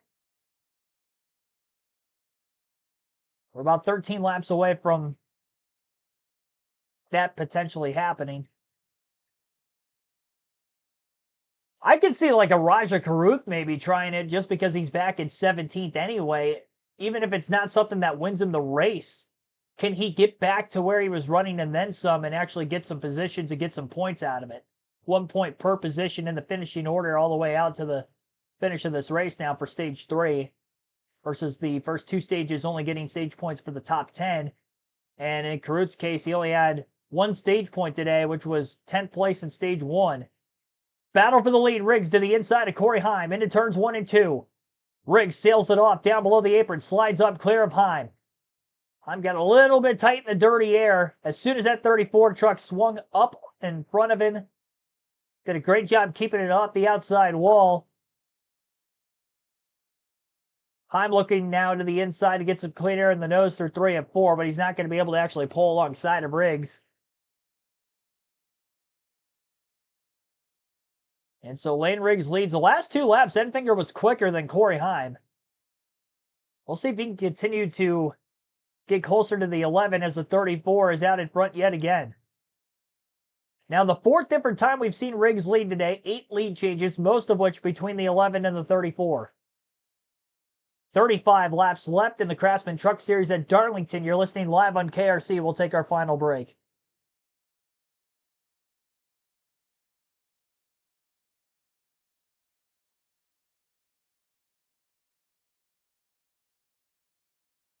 Yeah, no cautions for incidents so far today, Bam. All the stage breaks at lap 45 and lap 90 so far are the only 2 cautions. Lane Riggs regains the lead over Corey Heim, and you saw it all on Fox side by side. But Todd, you don't like what you're seeing from Lane right now. Is he pushing too hard? Man, I'm sitting here saying, slow down, Lane. Keep, you watch him race running these laps, and he's keeping pace with the 11, and now he's passed him. And doing that, you watch this truck, and it's just every once in a while it'll pop sideways. Every once in a while you see it push a little bit. And when you do that, it just takes the good off the tire more and more. And I just call it abusing it, call it what you want. It's not going to be good. But we saw in that last run that this truck lasted more through the run than it did the first time. So maybe I could be totally wrong. I probably am. Yeah, and I think with the 11 truck, that was more the line that I was traditionally used to running. The bottom of the racetrack in 3 and 4, kind of the middle of the road on the apron here, middle of the road through the middle of 1 and 2 right here in the cleaner asphalt. As you go through the run, that you see all the rubber right there in that top lane. It kind of keeps you out of the rubber, keeps your truck from sliding around more. The thing that we don't know about this 11 truck is when that tire started to go down. We saw him match the pace at the end of the last run with that 34 truck, but did the tire go down coming onto pit road? Did the tire go down at the end of the run? We don't really know that answer until we get towards the end of this run with these trucks. Corey Heim with a 1 second lead. Excuse me, Lane Riggs with a 1 second lead over Corey Heim. Settled down maybe a little bit, Todd. Well, it wasn't 8 laps ago, 10 laps ago. Lane was 0.3 of a second behind Corey.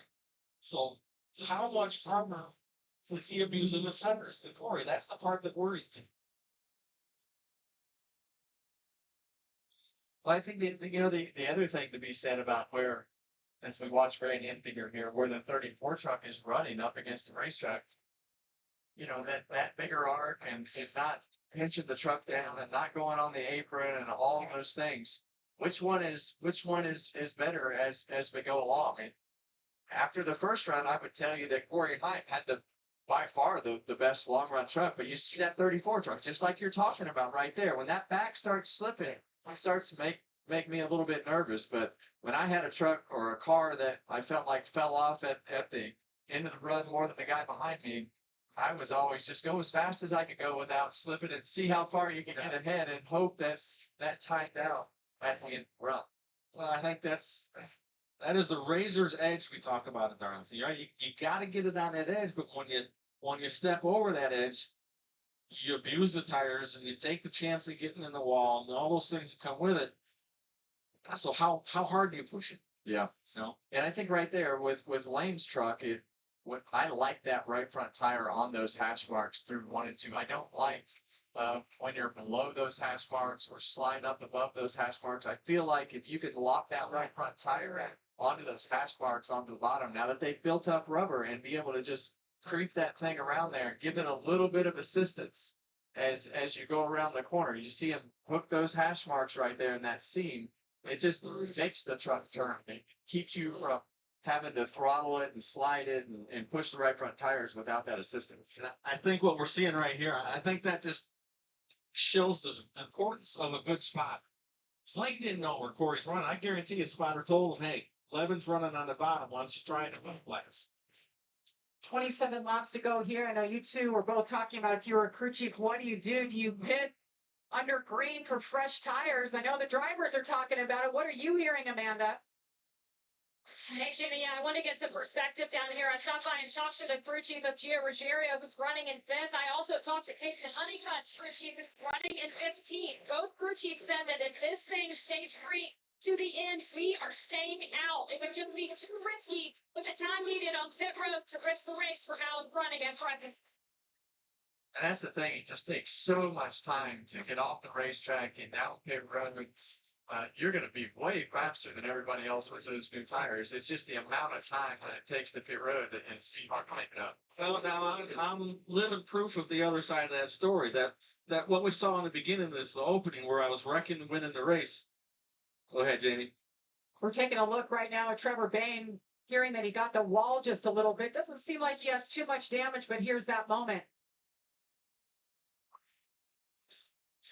Well, Darlington stripe. Well, that's the Darlington stripe that you don't want when you hit it with the tail and it grabs it and it flips it into the right front, because that's where we've seen these guys get in trouble with the right front fender cutting the tire down. But that's, if you hit it, you kind of want to hit it square. Yeah.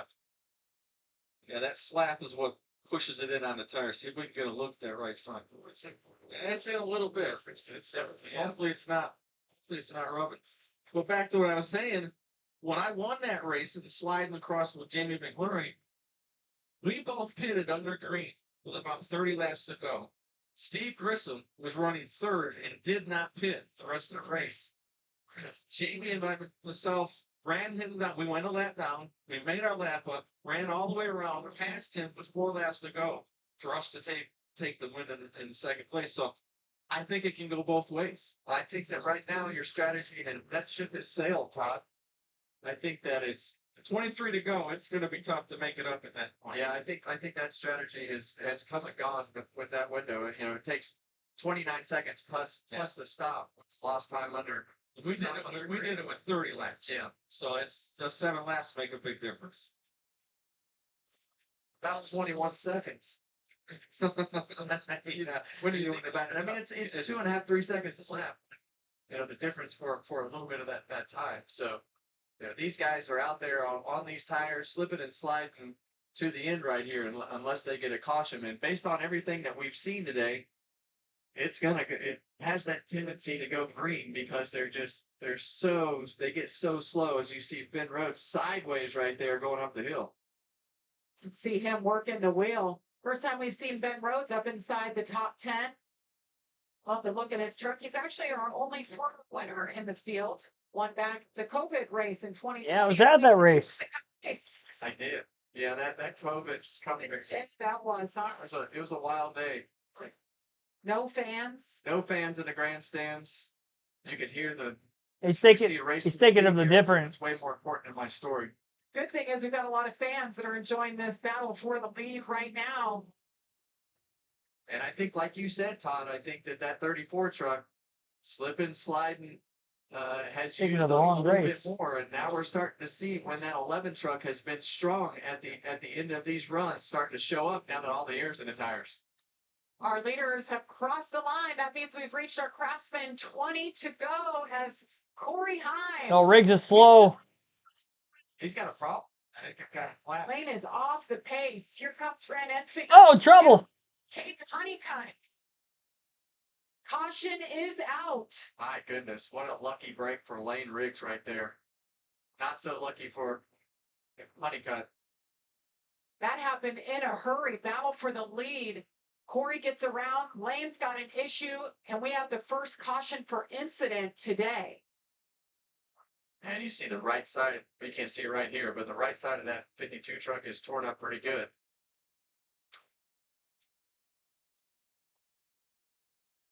Let's listen to Lane Riggs' radio. Sorry guys, right through it down. There you have it. You know, just you know, whether it ran something over or not, we don't know. But you know, a lot of times you run the thing so hard, it's just. But I gotta believe it run something over because we saw them other tires; they weren't wore out. Well, he got in the wall earlier. Take a look at what happened here. Caden Honeycutt, Oh, Andres Perez. And the hard part about it looks like Honeycutt just ran him over right there, but the hard part about that turn 4 exit, when you're down there running the bottom, a lot of times when you come off the apron, that thing will take off on you as it goes up the racetrack and come out from underneath you with the back or slide the front, and it happens in a hurry. You run out of space right there. On board with Raja Karuth.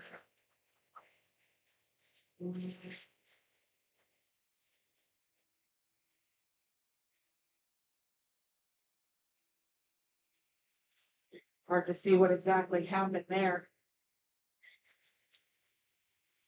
Yeah, and I think it's definitely that situation where you hop up off the apron right there, up onto the racetrack, and then sometimes it just gets away from you. And that's what happened with that 52 truck right there, getting into the side of the 77. Well, and then when you're on the apron, also the corner radius actually gets a little tighter, which makes it want to push. So, and then when you get somebody outside you, it's depending on where you're at, it can even get worse. So many issues for our playoff drivers today. When you look at a Grant Infinger and a Daniel Hemrick and Ankrum and all these guys that have just had solid days that just haven't had any trouble, if they can get through these last few laps, they're going to have just an absolutely phenomenal points day for themselves here at Darlington. Ty Majeski's had a nice rebound too. He had to pit earlier in the race for tires. That set him back. Then he took the waiver and got back on the lead lap. He's back up to 10th now. Pits are open. They're coming your way. Amanda. Yeah, Jamie, a lot of people call if he stops the money shot because this could be what makes or break the race here today. And for Grant, we're talking about adjustments and what they're going to do. And Grant said, don't do much of anything. Because crew chief did tell him they're going to take about a half a pound of pressure out of that left rear. As Grant gets here, the crew is going to get over the wall. Caitlin, this one matters. This one certainly does matter. Lane Riggs saying, I don't need much change. Had a pretty dejected tone over the radio after having that tire go down there for the 34th. And Corey Hine, 7 wins on the air, poised to potentially get his 8th. That fired off good. Might need to be a little tighter on the 11. Riggs with a sliding stop. They get that right front tire off, get the 4 fresh tires on. More adjustments. Yeah, and they've got all kinds of issues. They had to go get a tire that was out of the box. They were pulling on the fender right there. The right front had rolled out in front of the truck. Things go from bad to worse. For Lane Riggs, who's led the most laps in this race, and there he is still on pit road, fixing that damage on the right front after this incident right here. Lane Riggs loose that right front, slows up Corey Heim to the lead.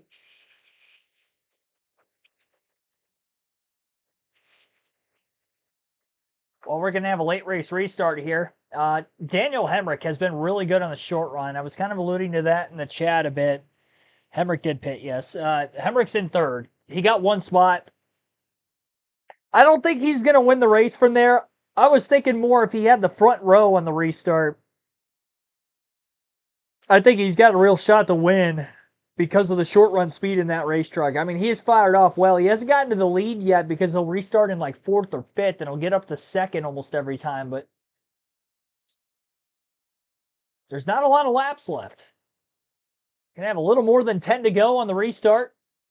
Will this caution bleed into more cautions after the fact, knowing that none of these drivers are going to be saving anything going forward? It's sprints to the end, heat races, if you will, to the end of the race, and a lot on the line, especially for these drivers that are in the playoffs that are at the front.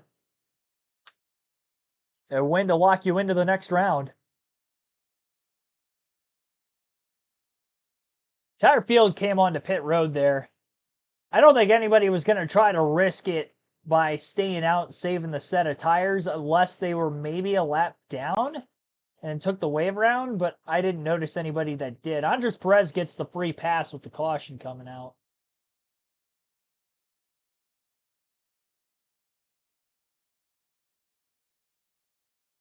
At Craftsman in 22nd is the first car lap down of those that are on the racetrack.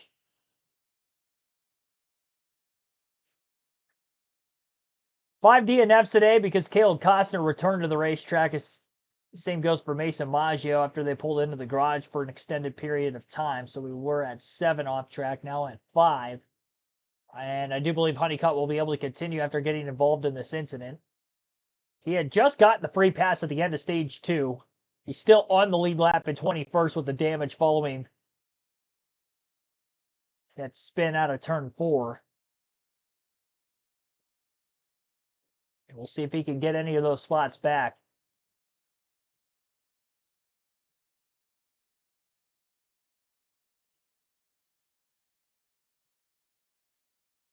So we'll go through the full field running order now as we're under caution with about 15 to go. A little less than that now. Corey Heim leads. Grant Enfinger in second. Daniel Hemrick third. Gio Ruggiero fourth. Tyler Ankerman fifth. Then Trevor Bain sixth. Ty Majeski seventh. Corey LaJoy eighth. Tanner Gray ninth. Ben Rhodes 10th. Lane Riggs 11th. Jake Garcia 12th. Connor Mosack 13th. Raja Krug 14th. Timmy Hill 15th. Jack Woods 16th. Stephen Parsons 17th. Corey Day 18th.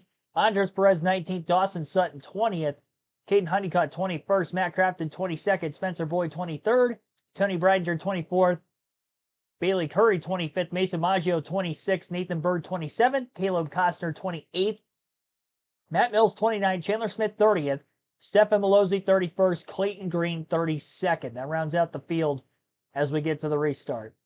We're going to have 14 laps to go here at the Darlington Raceway for the Craftsman Truck Series playoff opener, round of 10 opener, green flag in the air.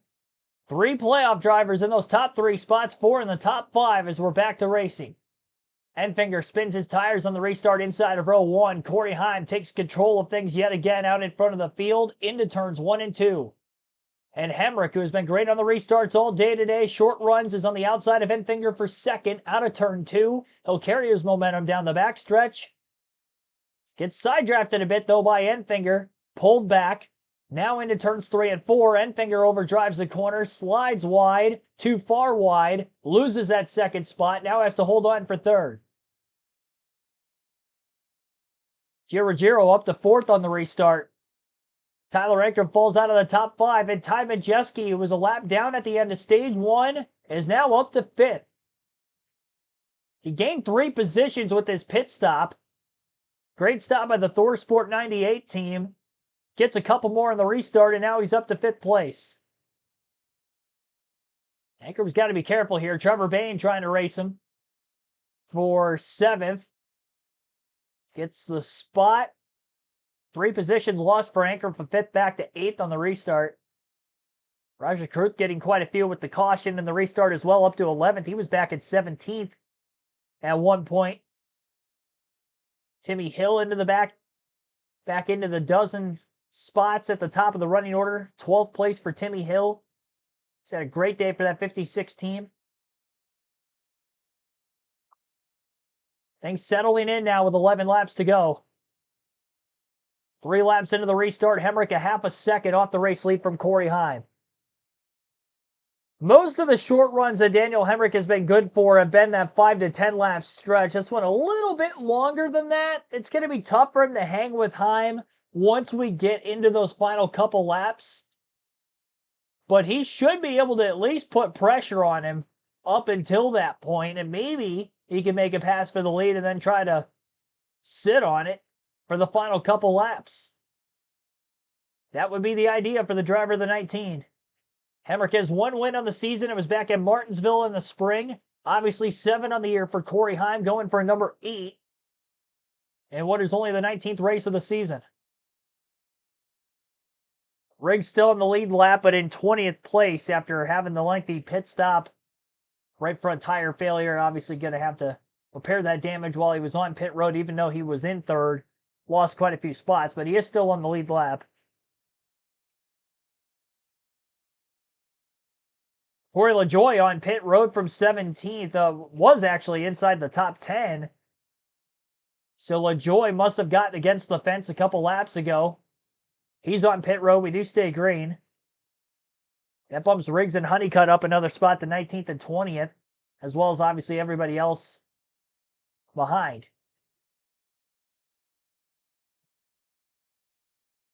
Hemrick already starting to lose Corey Heim. He's now 9/10 of a second off the lead, 8 to go. Raja Kruth, Ben Rhodes battling for 11. Timmy Hill's up to 10th, by the way. What a drive. I think he's going to get the underdog of the race award.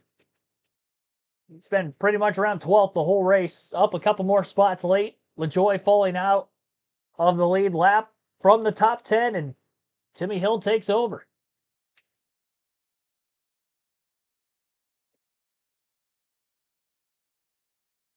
There they go. Now they're spotlighting him. That's the first time I've seen a camera on him the whole race. He's had a great day. Not a war of attrition top 10 either. He flat out just raced his way up there.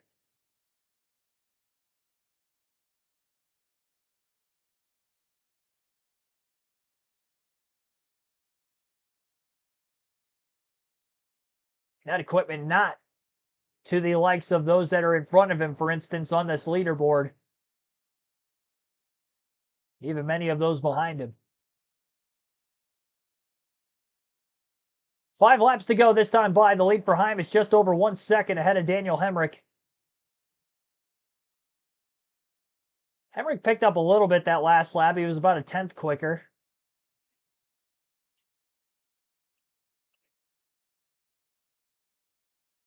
He's pulled away from Grant Enfinger because when he first started losing Corey Heim, it looked like Enfinger was going to have a chance to maybe challenge for second. I mean, 14 laps, you can still see a little bit of fall off if you slide the tires too much in those first couple laps. I wouldn't have expected Corey Heim to do that, considering he got to the lead pretty easily, especially after Enfinger spun his tires on the inside of row 1. Just under a second off the lead now for Daniel Hemrick. Again, about a 10th quicker for 2 consecutive laps. Well, that last lap, Corey Heim picked up a bit. Now he's about 200ths quicker than the second place truck. Ty Majeski up to 4th. And he's got a real shot to get to 3rd. He's going to be too far out of the lead unless we catch another caution for him to have a shot. But he is right back up to where he was running when he had the flat tire. The only thing he missed out on, though, was stage points. He gets 0 today with that issue happening as early as it did. But the fortunate side of it is he's still able to come back, get a good finish, salvage something out of the day. Very minimal playoff points coming into the playoffs with no wins on the season, so he needed a solid day, and at least he gets a good finish. Much needed. Giro dropping like a rock all of a sudden. He is now out of the top 10. And I would assume he probably got against the fence recently as well, as he is probably going to be coming to pit road. So Ruggiero drops from 5th Out of the top 10, that moves Trevor Bain up to the 5 spot. Timmy Hill now up to 9th, and Corey Day back in the top 10 in 10th. And there's Ruggiero headed to pit road with 2 to go. And it is another flat right front.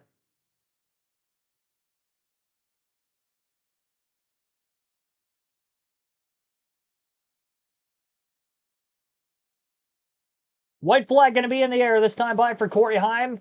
It'll be a 14-lap green flag run to the checker. He's still got a 1-second lead over Daniel Hemrick.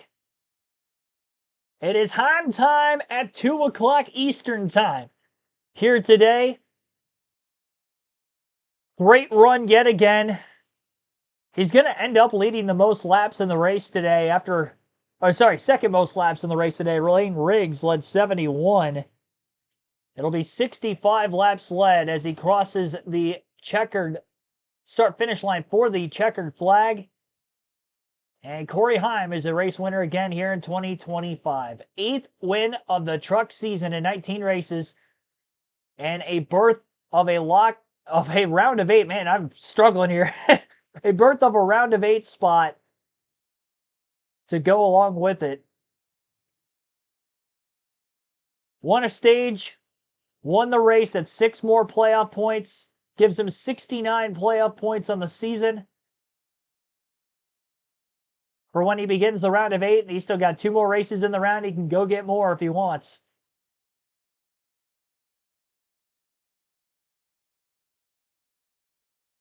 Truck Series will have the week off next week. And they'll be back at Bristol in 2 weeks.